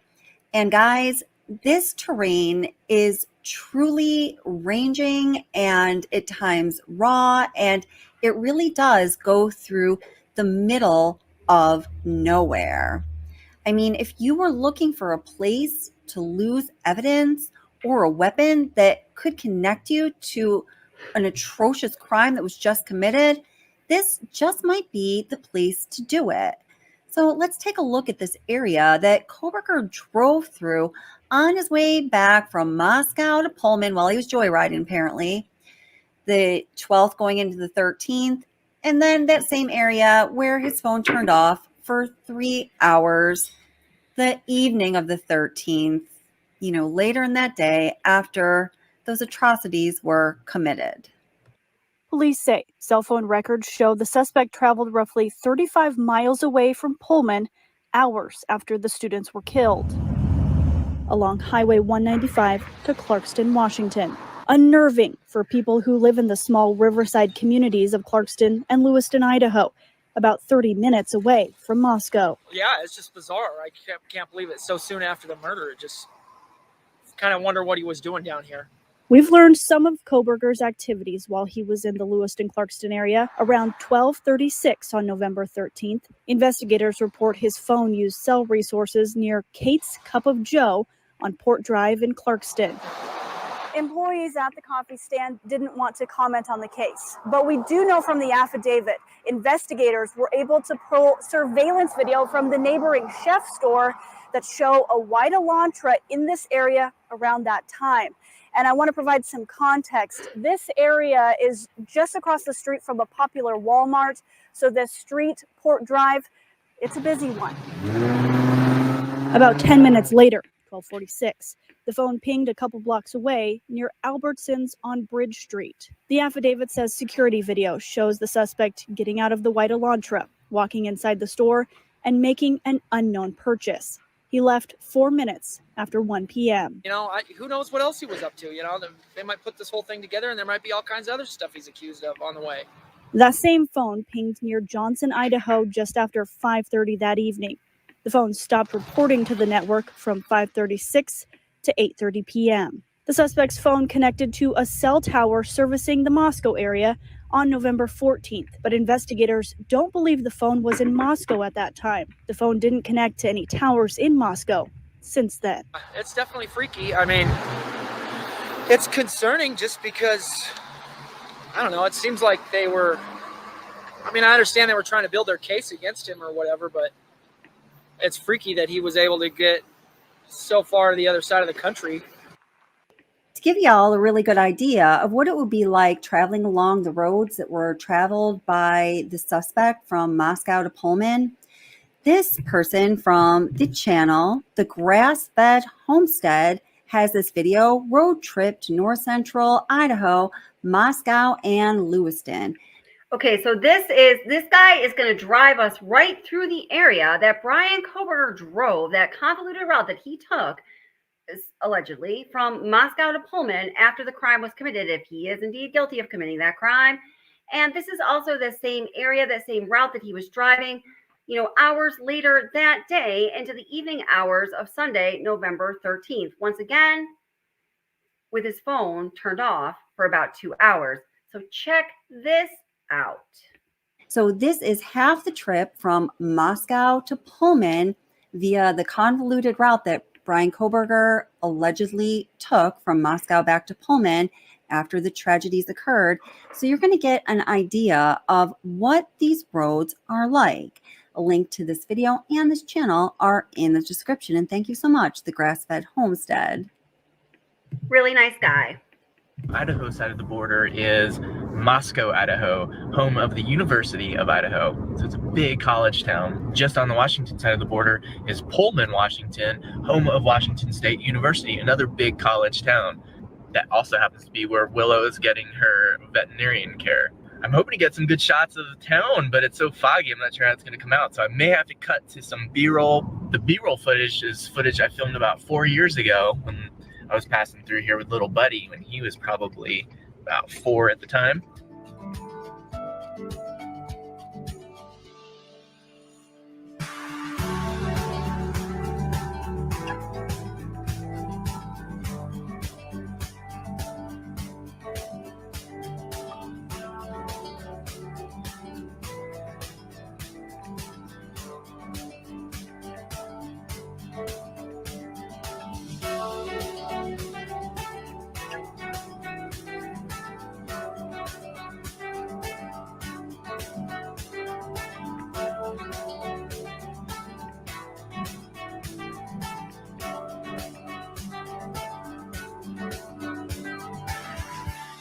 Back behind me over here is the town of Lewiston. To get down there, you got to go down a pretty steep grade. You can see the river here behind me.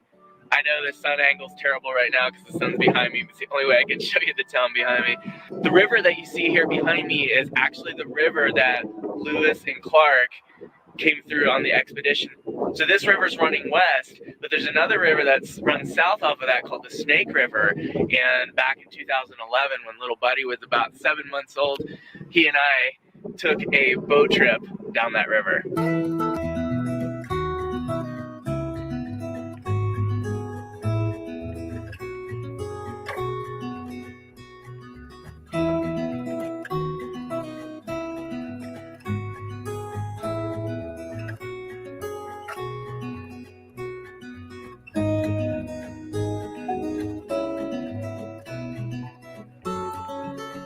The big industry here in Lewiston, other than the shipping, which I hear the shipping is actually dying off. There's not as many boats coming in here for the inland seaport. But the big industry is the big paper mill right here. So it's the big building with the smokestacks and all the smoke going everywhere. It's the driving economy for this city. However, it's probably a very limiting factor for the city as well because it emits such a horrible, horrible stench. I have my heat turned off now, so I'm not sucking in the outside air, so I'm not smelling it quite yet. But last time I was in Lewiston, wow, dirty gym socks, and that's all from the paper mill. So I'm betting that keeps a lot of people away, a lot of people that are thinking about moving to this area. They just keep on going when they smell the fragrance of this town. Regarding the weather changes between the areas I've been in, we started, it was at 29 degrees. When I got just south of Moscow, it was 20 degrees. And now down here at a much lower elevation in the Lewiston area, the temperature is now up to 33 degrees, which again, for our European viewers would be just over 0 degrees Celsius.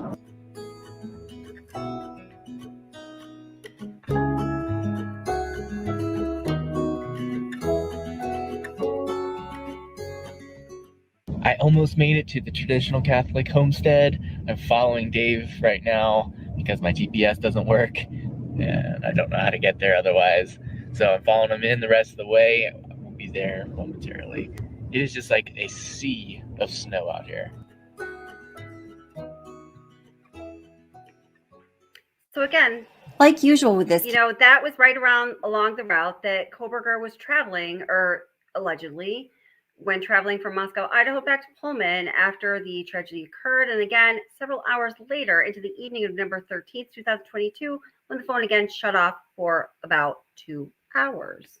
Case, more questions than answers. The questions are, why did Kohberger take that longer, convoluted ride home when he could have taken a straight shot from Moscow to Pullman?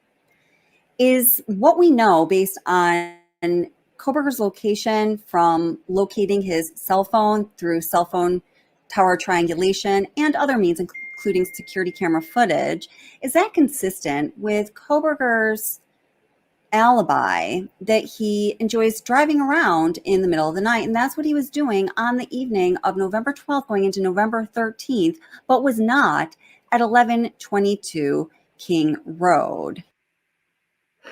Okay, so that's what I've got for you guys. That's what I was putting together that took me so long to get my butt to the stream. So sorry about that, but I just wanted to have everything put together so it could flow as well as it could. So just a couple comments I starred here. And Carmelita Dorsey, thank you for becoming a member. Welcome. Thank you so much. I appreciate your support, and welcome to the WTO membership peeps. And let's see. Heather said, Kelly, are you going to address why Bethany Funk is greatly left out of the probable cause affidavit? I can only certainly, of course, speculate about that. I'd like to know, what are your thoughts about that? So I'm going to throw that question back at you guys. Why do you guys think that Bethany Funk was largely left out of the probable cause affidavit? I'm not going to be going on much too longer, but if anyone does want to come up onto panel and say a few words, I would like to give you that opportunity. We have discussed a lot of things. If anyone feels like they really want to say something, get their opinion out there, add some information, or tell me I was wrong about something, happens all the time, go ahead and do that. I personally think, based on what I believe both of their experiences was, meaning Dylan Mortensen and Bethany Funk, like my best guess would be that Dylan Mortensen is the one who, okay, so let's remember that the purpose of the probable cause affidavit is to get that judge to sign that warrant so that suspect can be arrested, get him off the streets, justice can be started. There's no more threat to the public, right? So that's our purpose. So remembering that, Dylan Mortensen would be the one that put that actual person inside the house, like literally like right in the crime scene. So if you're thinking about, oh, well, could that have been the suspect, or could it have just been someone else passing through the house at around 4:15 a.m., in the middle of the night, that Dylan Mortensen clearly had this very uneasy feeling about? It probably wasn't anybody else. But if you're talking about Bethany Funk's experience, if this is true, and I believe it to be, but I haven't spoken to her. This is not her sworn testimony, so I have to put that disclaimer out there. What she would have been seeing was somebody that would be described in the same way that Dylan Mortensen described that person that was inside the house. But now this person is outside the house, kind of walking to the side of the house, and then in front of her from her purview, but then essentially away from the house. So could that have just been another person walking by in the night in a college town where it seems like, just like New York City, it's a town that never sleeps? It very, very well could have been somebody else.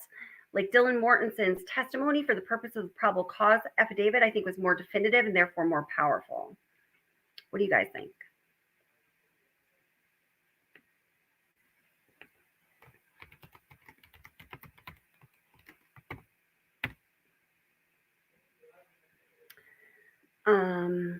Let's see, let me go back up so I can grab your questions.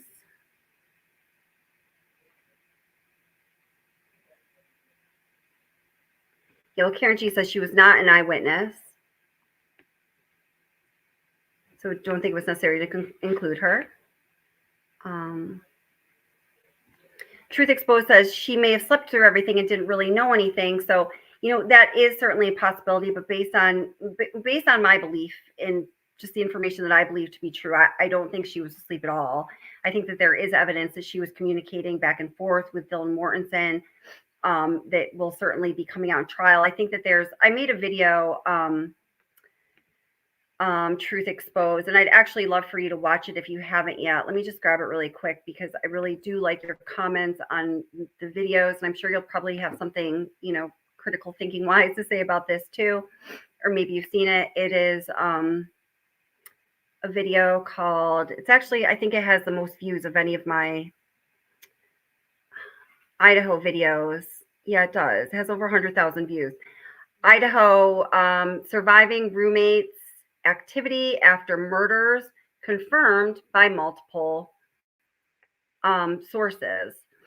So here, I'm going to share that link in Truth Exposed if you could watch that. And all of you, I'd like to know what y'all think about that. So here is the link to video on BF and DM messaging.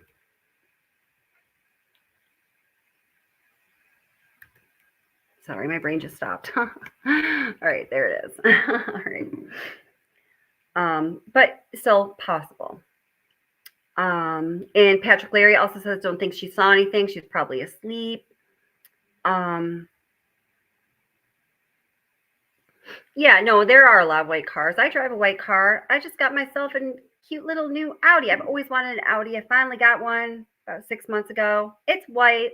And, you know, like sometimes when I look at the picture of the suspect car, I'm like, dang.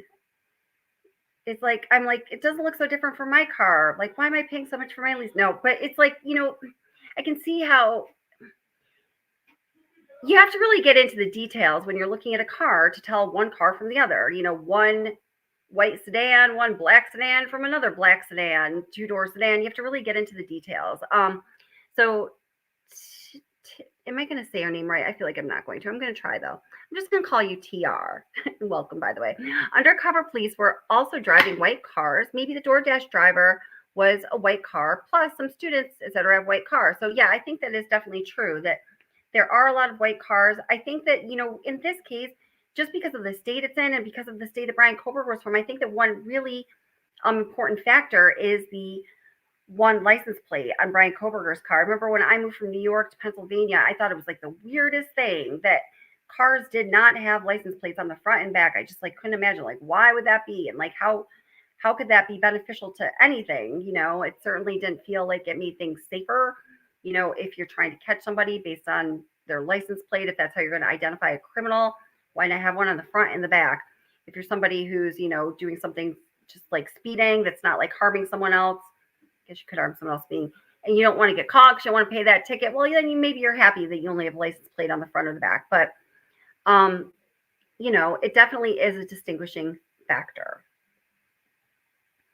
Truth Exposed says, we don't have front plates either. What state are you in, if you don't mind, Truth Exposed? Less than a minute, you can change your plate on your car. That's true, but you know, you have to have those plates. You have to. There's a lot of things that can go wrong with that, though. So then, say you do change your plate on the car, and then you get pulled over, and you know, because you have a tail light out. This happened to me recently, and it caused a whole bunch of trouble. I will not even get into on YouTube, but like I couldn't even imagine the chain of events this caused. You get pulled over for something silly like that, and law enforcement runs your plates. And then, oh, this plate doesn't match this car. I mean, then, you know, if you just committed a quadruple homicide, you're in a whole lot of trouble. So, hey, Rosie, how are you? It's wonderful to see you, sweetheart, also. And thank you. Oh, and thank you, everybody, for the birthday wishes. I appreciate that. I don't want to keep stopping during, you know, the course of the video, just because, you know, we're talking about something horrible and saying, oh, thank you for the happy birthday wishes. But I very much appreciate them, and I feel them, and thank you so much. Rosie says, was it ever verified? BK asked when arrested, and PA, was anyone else arrested? Because a creator, I don't remember who, claims that Brian Enton made that up. In my opinion, Enton is too professional lie. I don't think he would just like blatantly lie. I mean, could he have misheard it? Possibly, but I do believe that he is the only person that can attest to that was said. I don't know anything about that, Rosie. Sorry. I hadn't really heard much about that.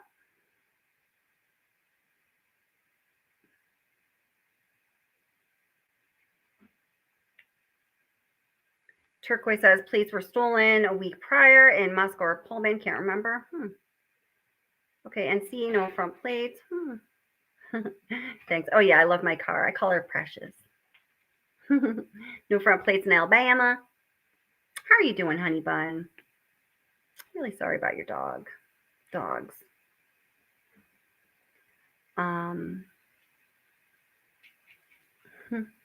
Wheel says, American Princess, maybe I've seen too much on YouTube. There's another channel finding some very wild stuff on IG. What's IG? So many rabbit holes. Yeah, there are a few too many rabbit holes, in my opinion. Ohio only requires black back plates. Don't have front plates in Indiana. Thanks, guys. This is a whole lot of good information.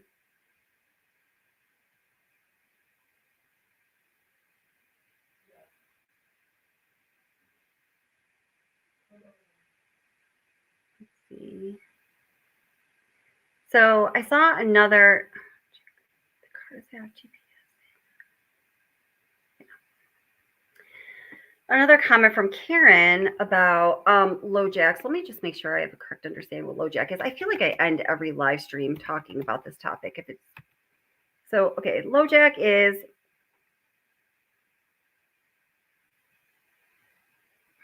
Okay, so LoJack is the device that's going to find your stolen vehicle.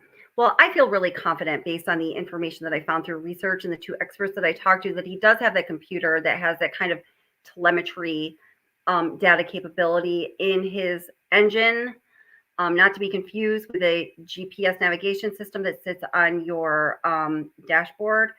But, you know, there's some people that do not agree with that. And I guess that's one of those things that we're going to find out in trial. Yours only has one plate.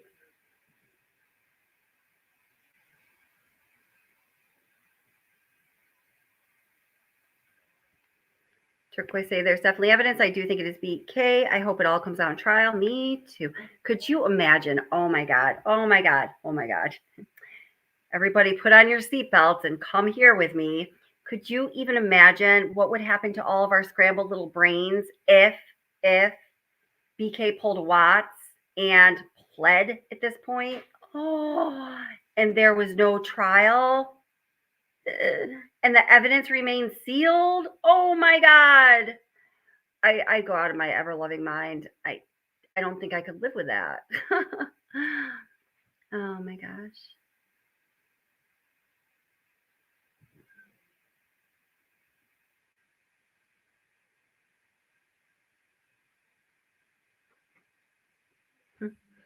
I like this statement. Rabbit holes in abundance have been created where any non-info or nuance exists. It's all noise. That's a really great statement.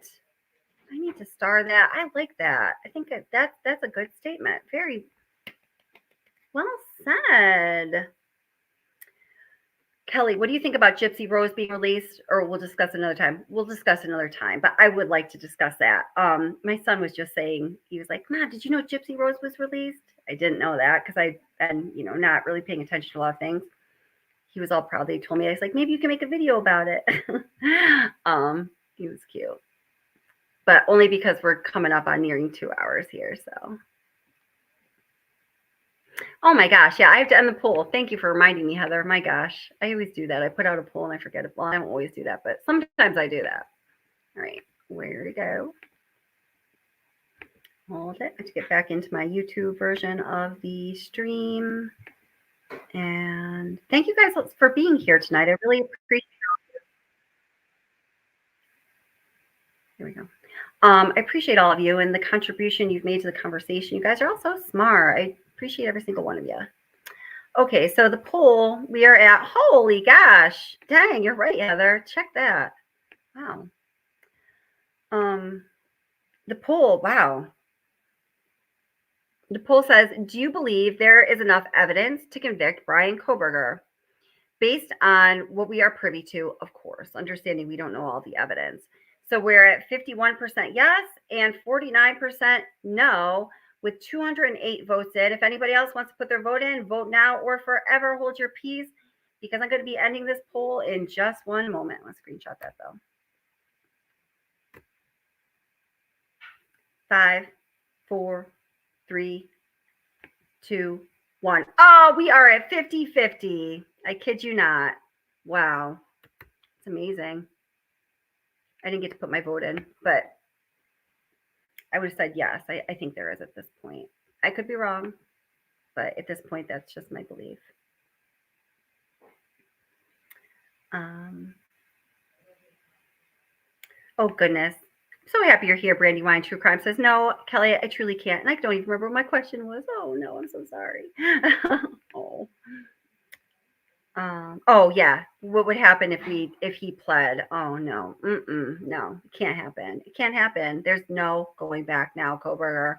It's going to trial. Wow. So Texas Ranger says, when he was pulled over on the way home, I didn't see a radio with a screen, so he may not have GPS. So here's the thing. I feel like a broken record. I made a video about this. Not many people watched it though.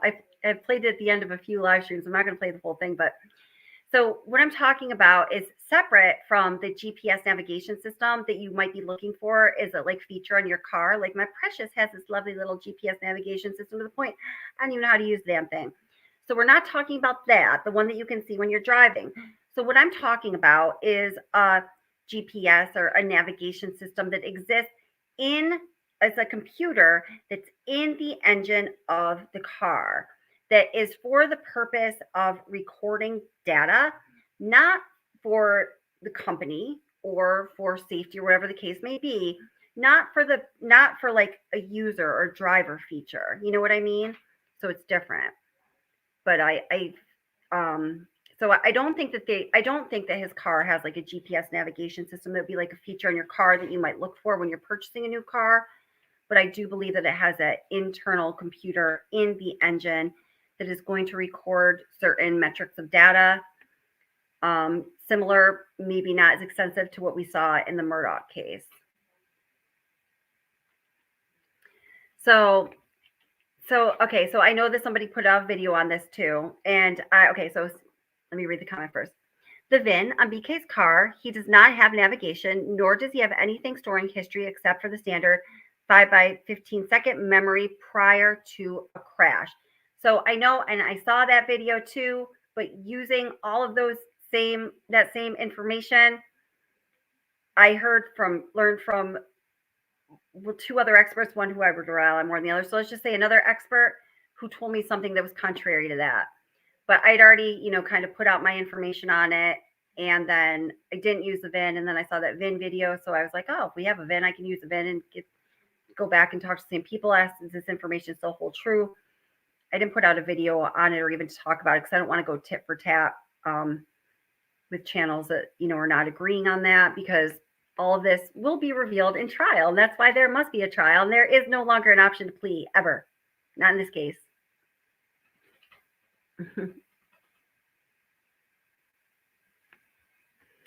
Hi, Jeremy. Welcome. How are you doing? So many rumors and speculation, wild theories, and non-facts being told as facts has confused everybody. Amen, brother. Amen. Yeah, it's a problem.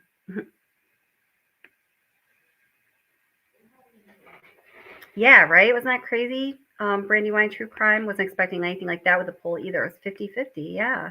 Especially on, this channel. I mean, most people know that, I am not married to it. I'm not attached to it at all. And if evidence pushes me in the other direction, I will go with that evidence. I am for the evidence. I am for justice for the victims. I am for peace for the families. I am for truth and facts being told.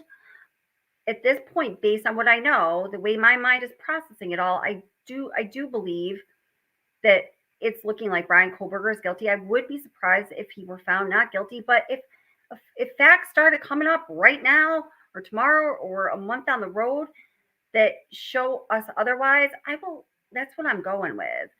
But because I think a lot of people know that it's my channel and that's kind of my stance, I was expecting that, since we're here on my channel and that is my general stance, that the poll would be more like thinking like I'm thinking. So that was a surprising part, but that's cool. I want everybody to feel like they can be here and be part of the conversation. And, we can all, be in this together, regardless of what your opinion is. Thank you, everybody, for being respectful. You guys are truly awesome.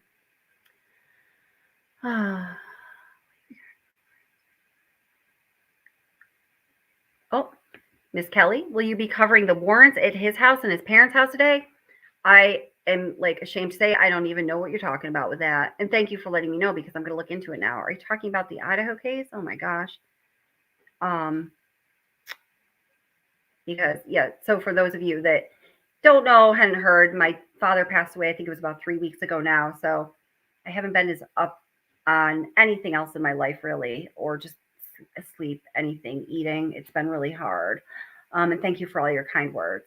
So as far as not being as up to date on the current things that are going on with cases and stuff, I'm just, letting you know that, because I normally feel with my channel, I feel responsible for keeping up with that information, but it just hasn't been possible. So Wheels, are you talking about with this case? Because, wow, that really went over my head if you are. But thank you for letting me know. Yeah, I don't see him pleading either, anaphylaxis. I'm glad you said that, because, oh, no, he can't.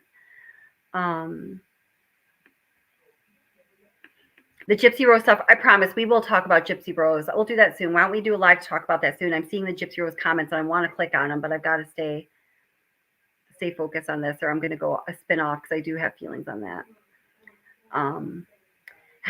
Truth Exposed says, evidently they had enough evidence to tell Steve to not worry about it because they got him. Got you, Steve. Yeah, that's what he said, right? Rosie's breaking the tie. She says there's enough to convict based on Steve G's statements. All right. Yeah, that's a different question though, but yes. Lemon Line says Nancy Grace had an expert on the guaranteed. His car had that onboard computer too. I hope he is right. Yeah, I saw that as well. And I actually looked into that guy's credentials and background because when just, people were coming out with opposing information, I just really want to figure this out. I really want to know. I really want to know what to be able to tell you guys. And he truly was. He wasn't a fluff expert. He's really an expert. So I'd be surprised if he was wrong too. You never know. Sirius Black says maybe DM had AirPod Pros and they're on noise canceling. Also, maybe she was frustrated with Xana, thinking that the noise was coming from her and not realizing that she was in trouble. Totally possible. Yeah. I mean, as far as what happened with the roommates and why 911 wasn't called and why things were handled the way that they were. Now, please understand that I'm not blaming them. I'm certainly not saying there was anything nefarious on their part. And I really do, my heart is with them and I know what they're going through right now. I believe is very difficult. And, thank God that we are not going through that. But there are a lot of questions and I really am very eager to find those answers because I know all of you are as well.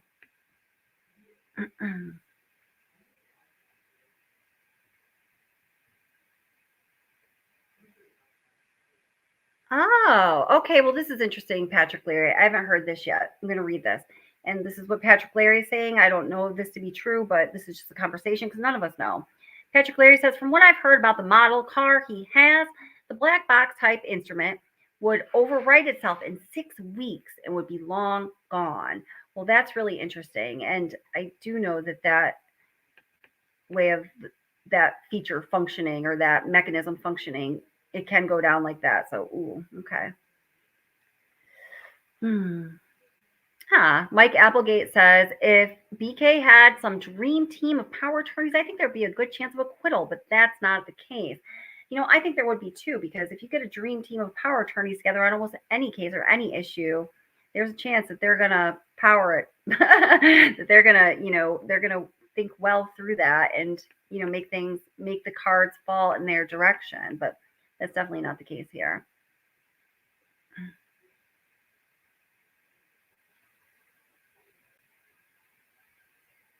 Angel D says, I watched it. Very interesting. You pay extra to have the user interface installed on the dash, but the technology is already there.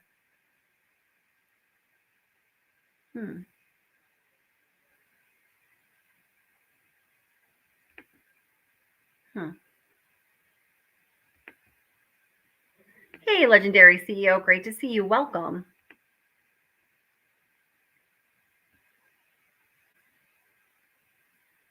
Oh, yeah. Wheel says, the real mystery, 190 people and only 29 likes. Hello, guys. It's my birthday. Go click that like. Seriously. Thank you, Wheels.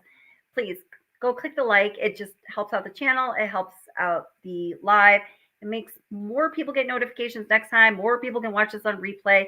Just how YouTube works. Clicking that little like is important. I always do it just as a habit. I mean, no, I didn't do it before I started this channel because before I started this channel, I didn't know a damn thing about YouTube. But I started doing it straight away and I make it a habit. Even sometimes if I don't like the videos because, people are trying hard. I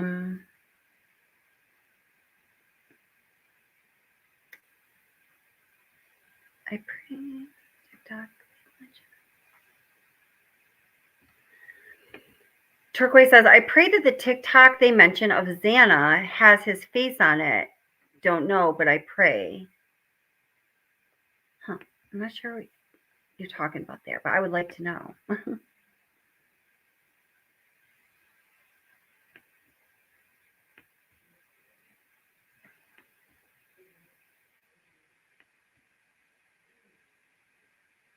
Oh, American Princess says, I see 189 people and 90 likes. Yeah, sometimes I guess if you have to refresh it. But thank you guys. Thank you for clicking the like. I appreciate y'all.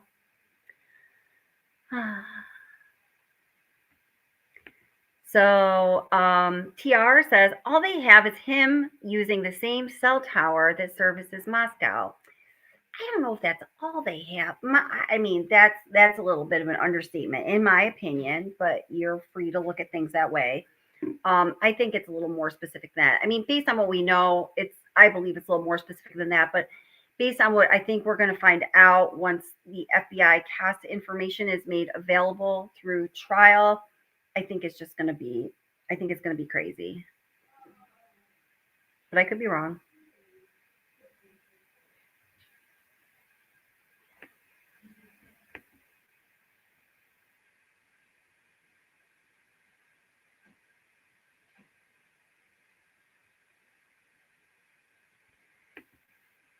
Let's see.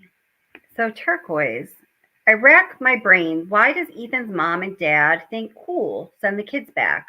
Do they have a video of BK from one of their phones? I hope.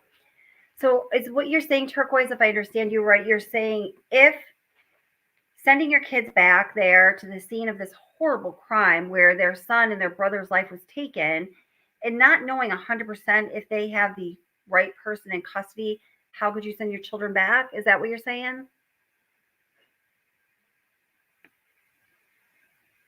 I always think Mike Applegate says, just ignore the DNA on the murder weapon sheath.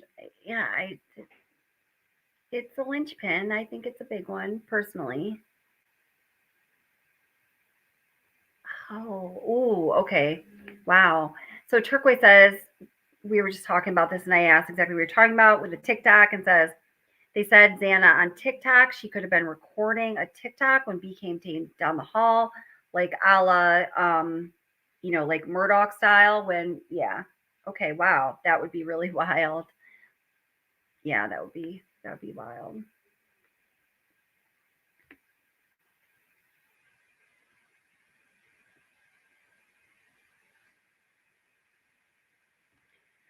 What time was the Queen comment left by Xana? Does anyone know?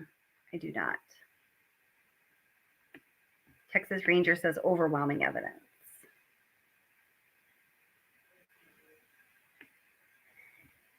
And Angel clarifies his DNA on a knife sheath under a victim at a crime scene. Gets pretty specific, doesn't it? It does, yeah.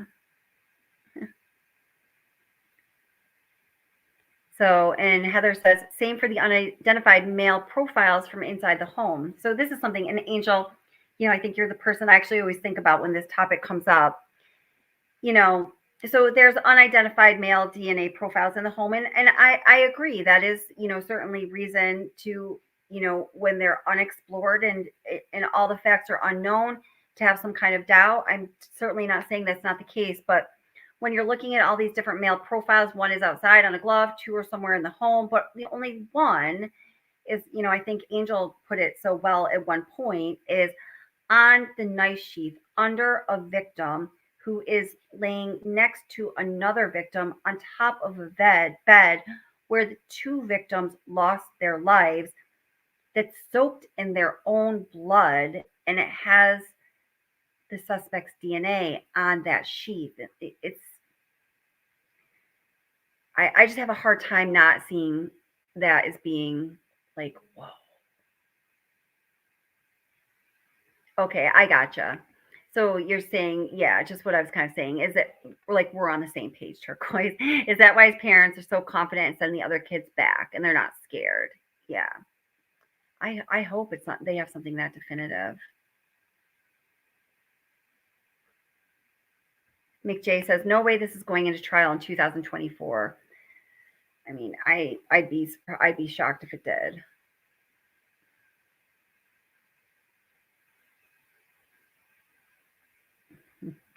Mike Applegate says, an Idaho jury ain't gonna buy the cops framed him, bro defense. Idaho isn't 1995 Los Angeles. That's right. That's funny. Angel.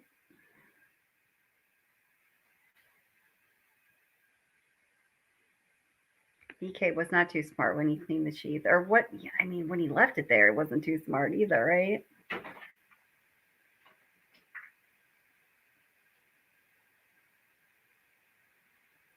Carmelita Dorsey says, our new member, DNA on a place you might not think of, wiping would be too coincidental. I don't believe in coincidence.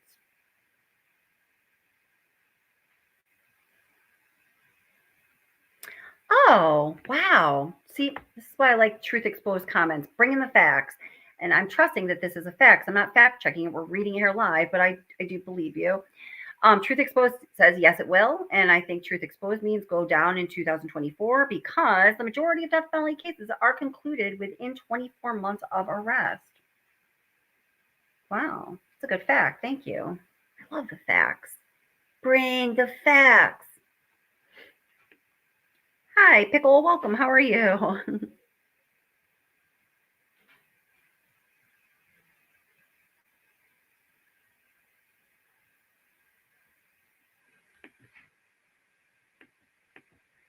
Pickle says, I get it to Turquoise sending my surviving 2 kids back and want nothing to do with the case to make sure justice is served and that they got their guy. Feels odd, but they probably know more than us.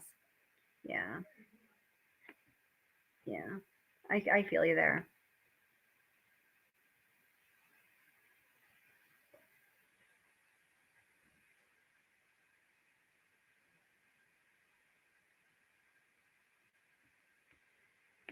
Karen says, do y'all remember when Ted Bundy got out to death? Party outside the prison? What? I don't think he escaped like through a window, right? Isn't that him? Hi, Duke. How are you? Our DNA is in places we haven't even been by touch. Places we haven't even touched. Our DNA is there.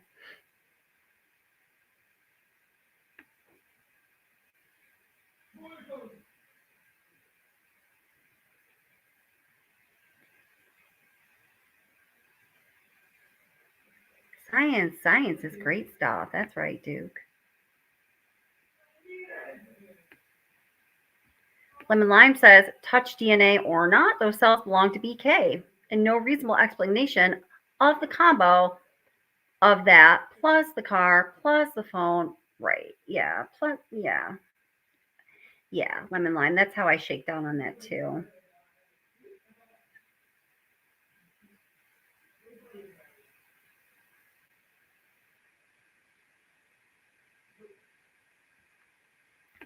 Idaho State Police, Tolson, any thoughts on that? What's the obsession? Do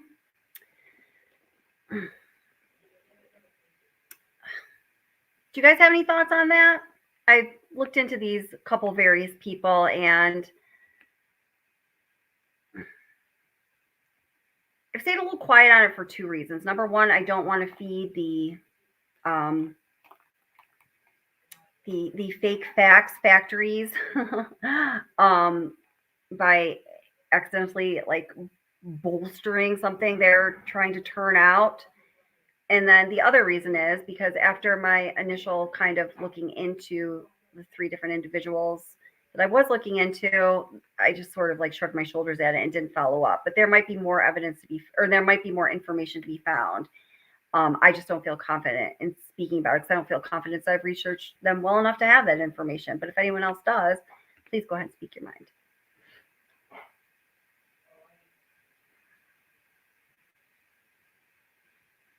Huh. First you can remember, like you were alive for it. Yeah.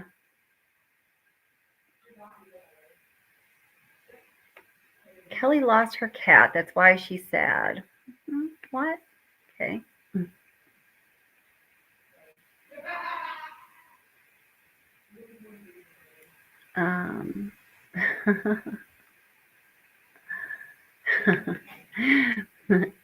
Hey, Dave Bass. How are you doing? I haven't seen you in a while. Great to see you. Dave Bass gives a little nod to the Murdoch circus, saying BK will need an idiotic clerk of court to write a tell-all book. Then he'll have an appeal point. Good point. Duke believes this murder was done by multiple people and the crime scene was staged and cleaned up, in my opinion. you like to say more about that? You're welcome to. Doc is available to read about tools. Well, now I'm going to have to, so thank you. Let me just put that in my little notes up here. Actually, you know what? So I'm not wasting your time. Let me just screenshot that. Let's see, star and screenshot. Oops. Okay. Good night, Duke. Oh, good night, my friends. This case will not go to trial, my Duke. Do not. Remember, that's the one thing we're not allowing here. It's got to go to trial. Oh, man. Hi, Jean. How are you doing? Jean says, I work in a large medical center with a regional level 1 trauma center. None of us have ever heard of that kind of delay in a 911 call. Oh, well, that's really interesting. Huh, that's really interesting. That's interesting, Jean. Thank you.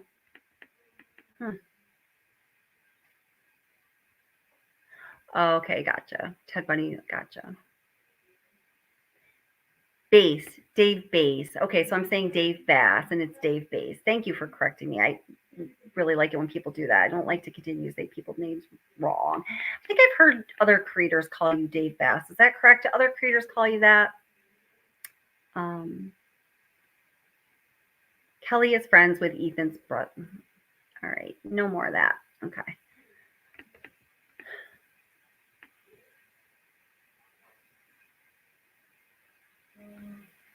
Heather says, I think it's quite possible that the case will be stayed and bumped to a higher court for appeal on dismissal decision made by the current judge.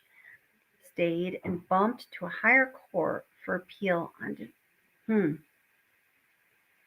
I mean, no doubt if he's found guilty, this is going to certainly be appealed. Hopefully, you know, both sides are doing their job and doing everything that they should be doing along the appropriate ethical guidelines.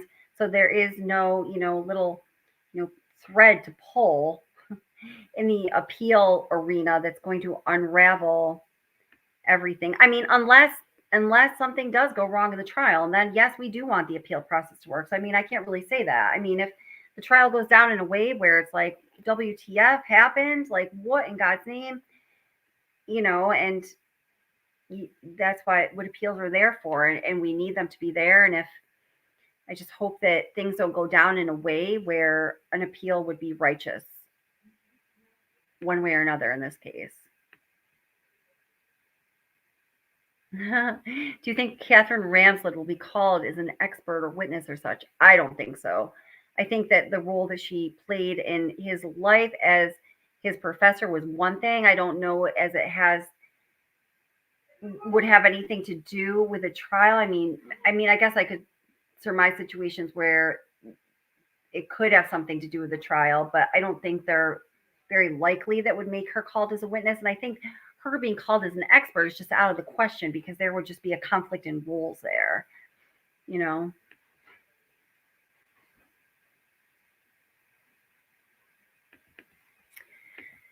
Turquoise says, just watch the first Ethan donation for schooling today go to his brother Hunter, and many, many more scholarships to come, right? Like an absolutely extraordinary amount of money. And, the fundraising they're doing is doing amazing things for the education, the opportunity of tons of young people. So yeah, that's really like a very beautiful thing.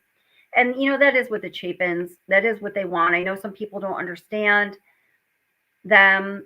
And they definitely, their public reaction feels very different, right, than, the other family members. And I can certainly sense that too.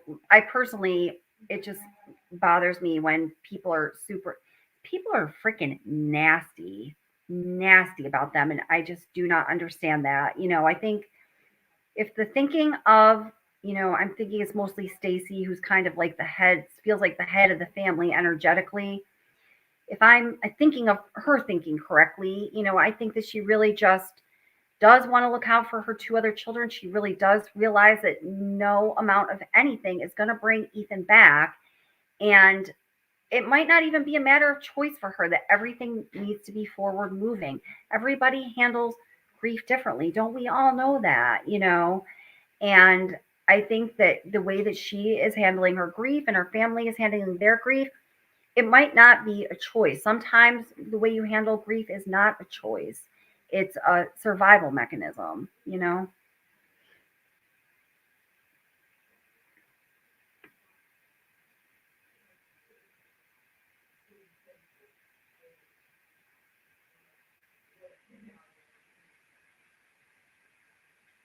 Wait. Okay. Truth exposed. I think I read a comment where you said this, and I mean it's very simple, but so in regards to why there was a delay in Dylan Mortensen and Bethany Funk or whomever calling 911, Truth Exposed says because they didn't know a crime had been committed, and then follows up saying that's why there was a delay in calling 911. It very possibly is just that simple, isn't it?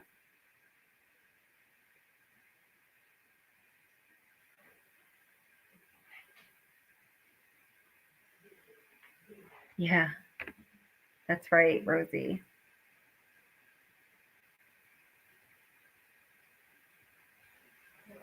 I wish we had a pool of how many parents will send their remaining kids back, their children back before having a trial.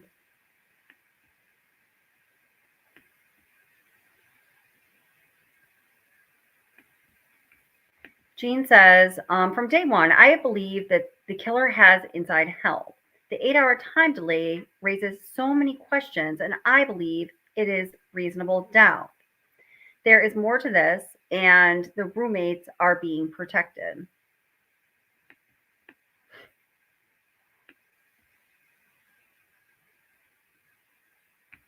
Dave Bass, yeah, got it right, says, I know people are in torment over the DNA question, but there is case law which explains the directions to be given to a jury in these types of cases. The law is catching up slowly. That's good news, right?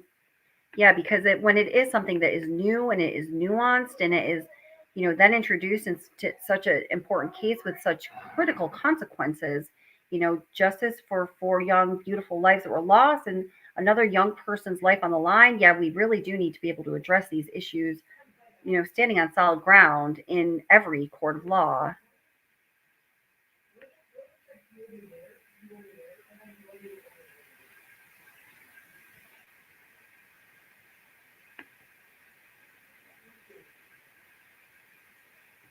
Pickle says, I just don't like how everything has to be run by the university. Even the trial date is being set around the university schedule.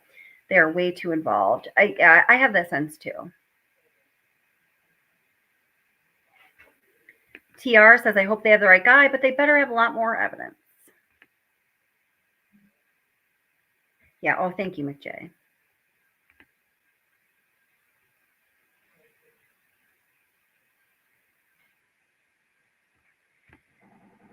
But the angel says, but the touch DNA was used to arrest him and to get his cheek swab. Now we need to wait to trial to hear if they have hard evidence to prove guilt, I guess. Well.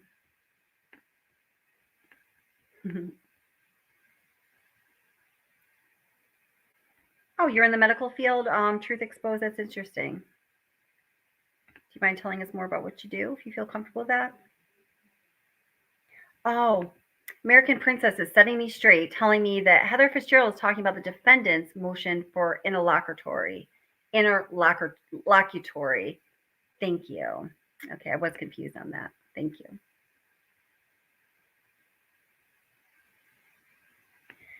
Lisa Baker says, why does no one have an issue with Maddie's black coat being thrown in the bushes 2 blocks down from the house she had it in when dropped off that night? Well, I don't think we know that that's Maddie's black coat, right? We know that there is an article of clothing, right? But to say that it's Maddie's black coat, I haven't, you know, seen anything that would tell me that that was in fact Maddie's black coat.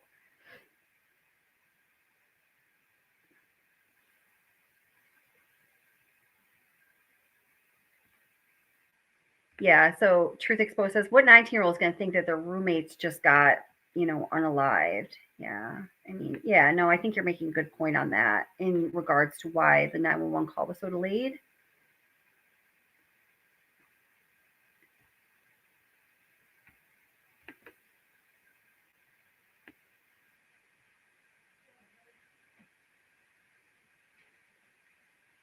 Aw. Queen of Hearts says, and welcome Queen of Hearts says, I drove by the flower farm where Ethan worked on Wednesday and blew him kisses and cried. Oh, that's so sweet. Looks like a beautiful place, the tulip farm. Wow.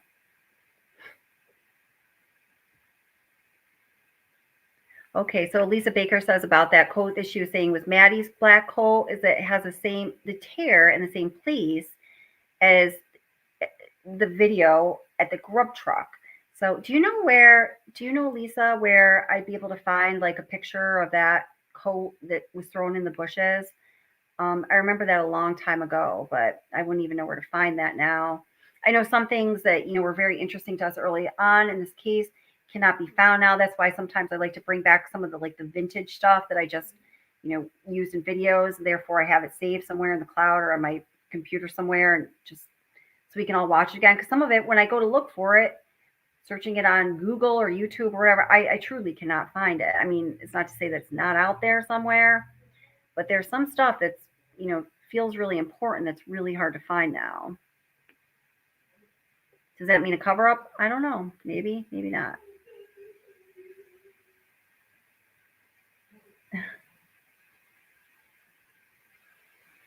What? Oh, stop. Oh, what a high compliment. No, don't feel stupid. I love your comments. It's funny. My son he's like 15 and a half now, and he's talk about genius. My son is super freaking smart. My son makes me feel stupid. His vocabulary and his just like, it's crazy. This kid is going to do anything he wants with his life. And I just hope he stays on the right path. I'm going to make him.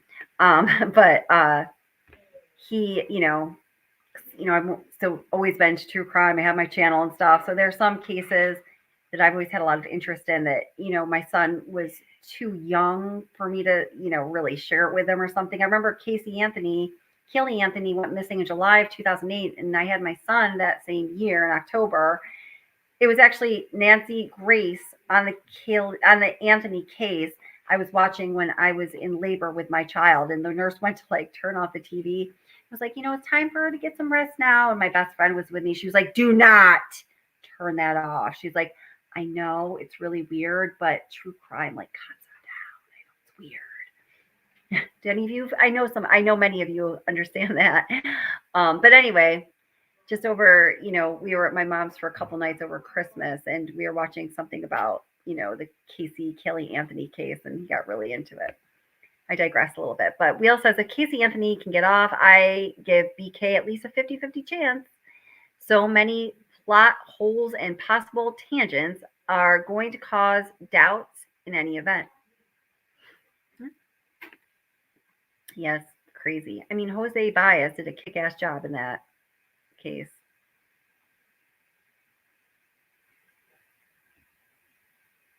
The jacket info is also in the book. Ooh. I missed what book you were talking about. Scrolling back up. Oh no, what book? Let's see.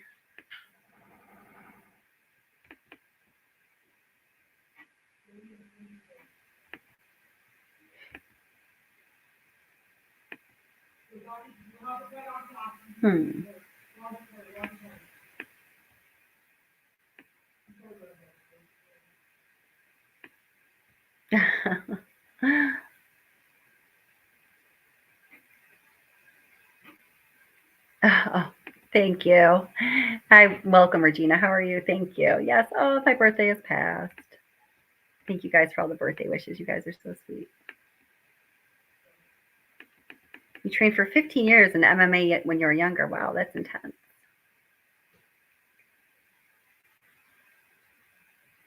Okay, so TNT and Crime Circus both had it in their recent streams. Oh, the jacket. Okay.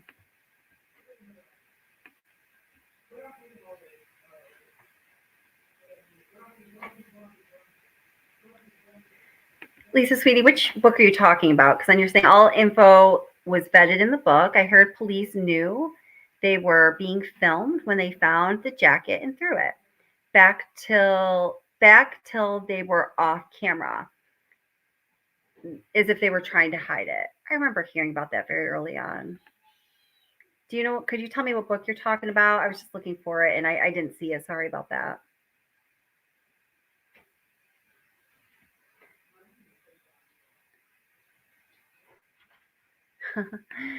Queen of Hearts says, I was pregnant with my 4th child when I was serving on a grand jury in Dallas when OJ was on trial. Wow.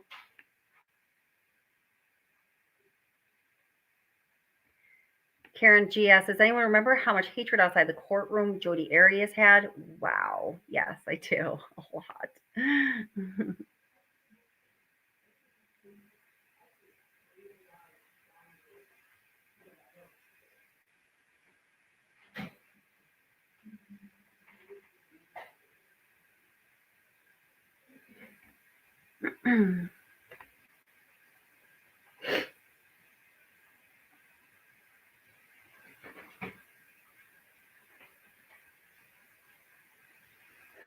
Heather's more concerned with the 2 profiles inside the house than she is the coat. Yeah, I would like to know. I don't know what book she was. If anyone knows what book she was referring to, please let me know. I don't think you mentioned a book, sweetie. But yeah. I don't know. I'm not sure. Does anyone remember Jodi Arias doing a handstand while she was in custody? She was in custody at that point. That was pretty crazy. And singing, oh, that was crazy too.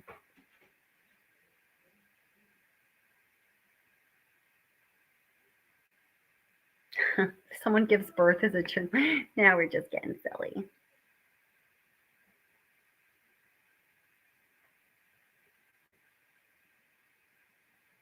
Gift of Magi says, I don't think I've ever watched a case where there isn't any unknown profiles. Well, I don't know. All right, guys, I'm going to have to get wrapping up because it's not my birthday anymore. But hey, guess what? Well, at least here in New York, it is now officially New Year's Eve. So I hope everyone is looking forward to an absolutely wonderful new year that is off to a fresh start and filled with love and support and whatever it is you need in your life. I really do wish that for you. And hopefully we will all be here together as we start off the new year. And thank you guys so much for being here tonight and for everything you contribute through comments on the videos and discussion and chat, and all of you watching the replay. Thank you for being here as well. Please leave a comment down below and click like. And I just appreciate all you guys so much. You guys really are like an extended family, and especially since I've been going through, such a difficult time with my dad dying and all the support you've been sending my way. I just really can't thank you enough. It means so much to me. I really appreciate it. Yes, good night and happy new year. Absolutely. New Year. Oh, far from Riverdale. See, where exactly is Riverdale? I guess I'm not too close to it because, I've heard of it, but I can't figure exactly where it is. Riverdale.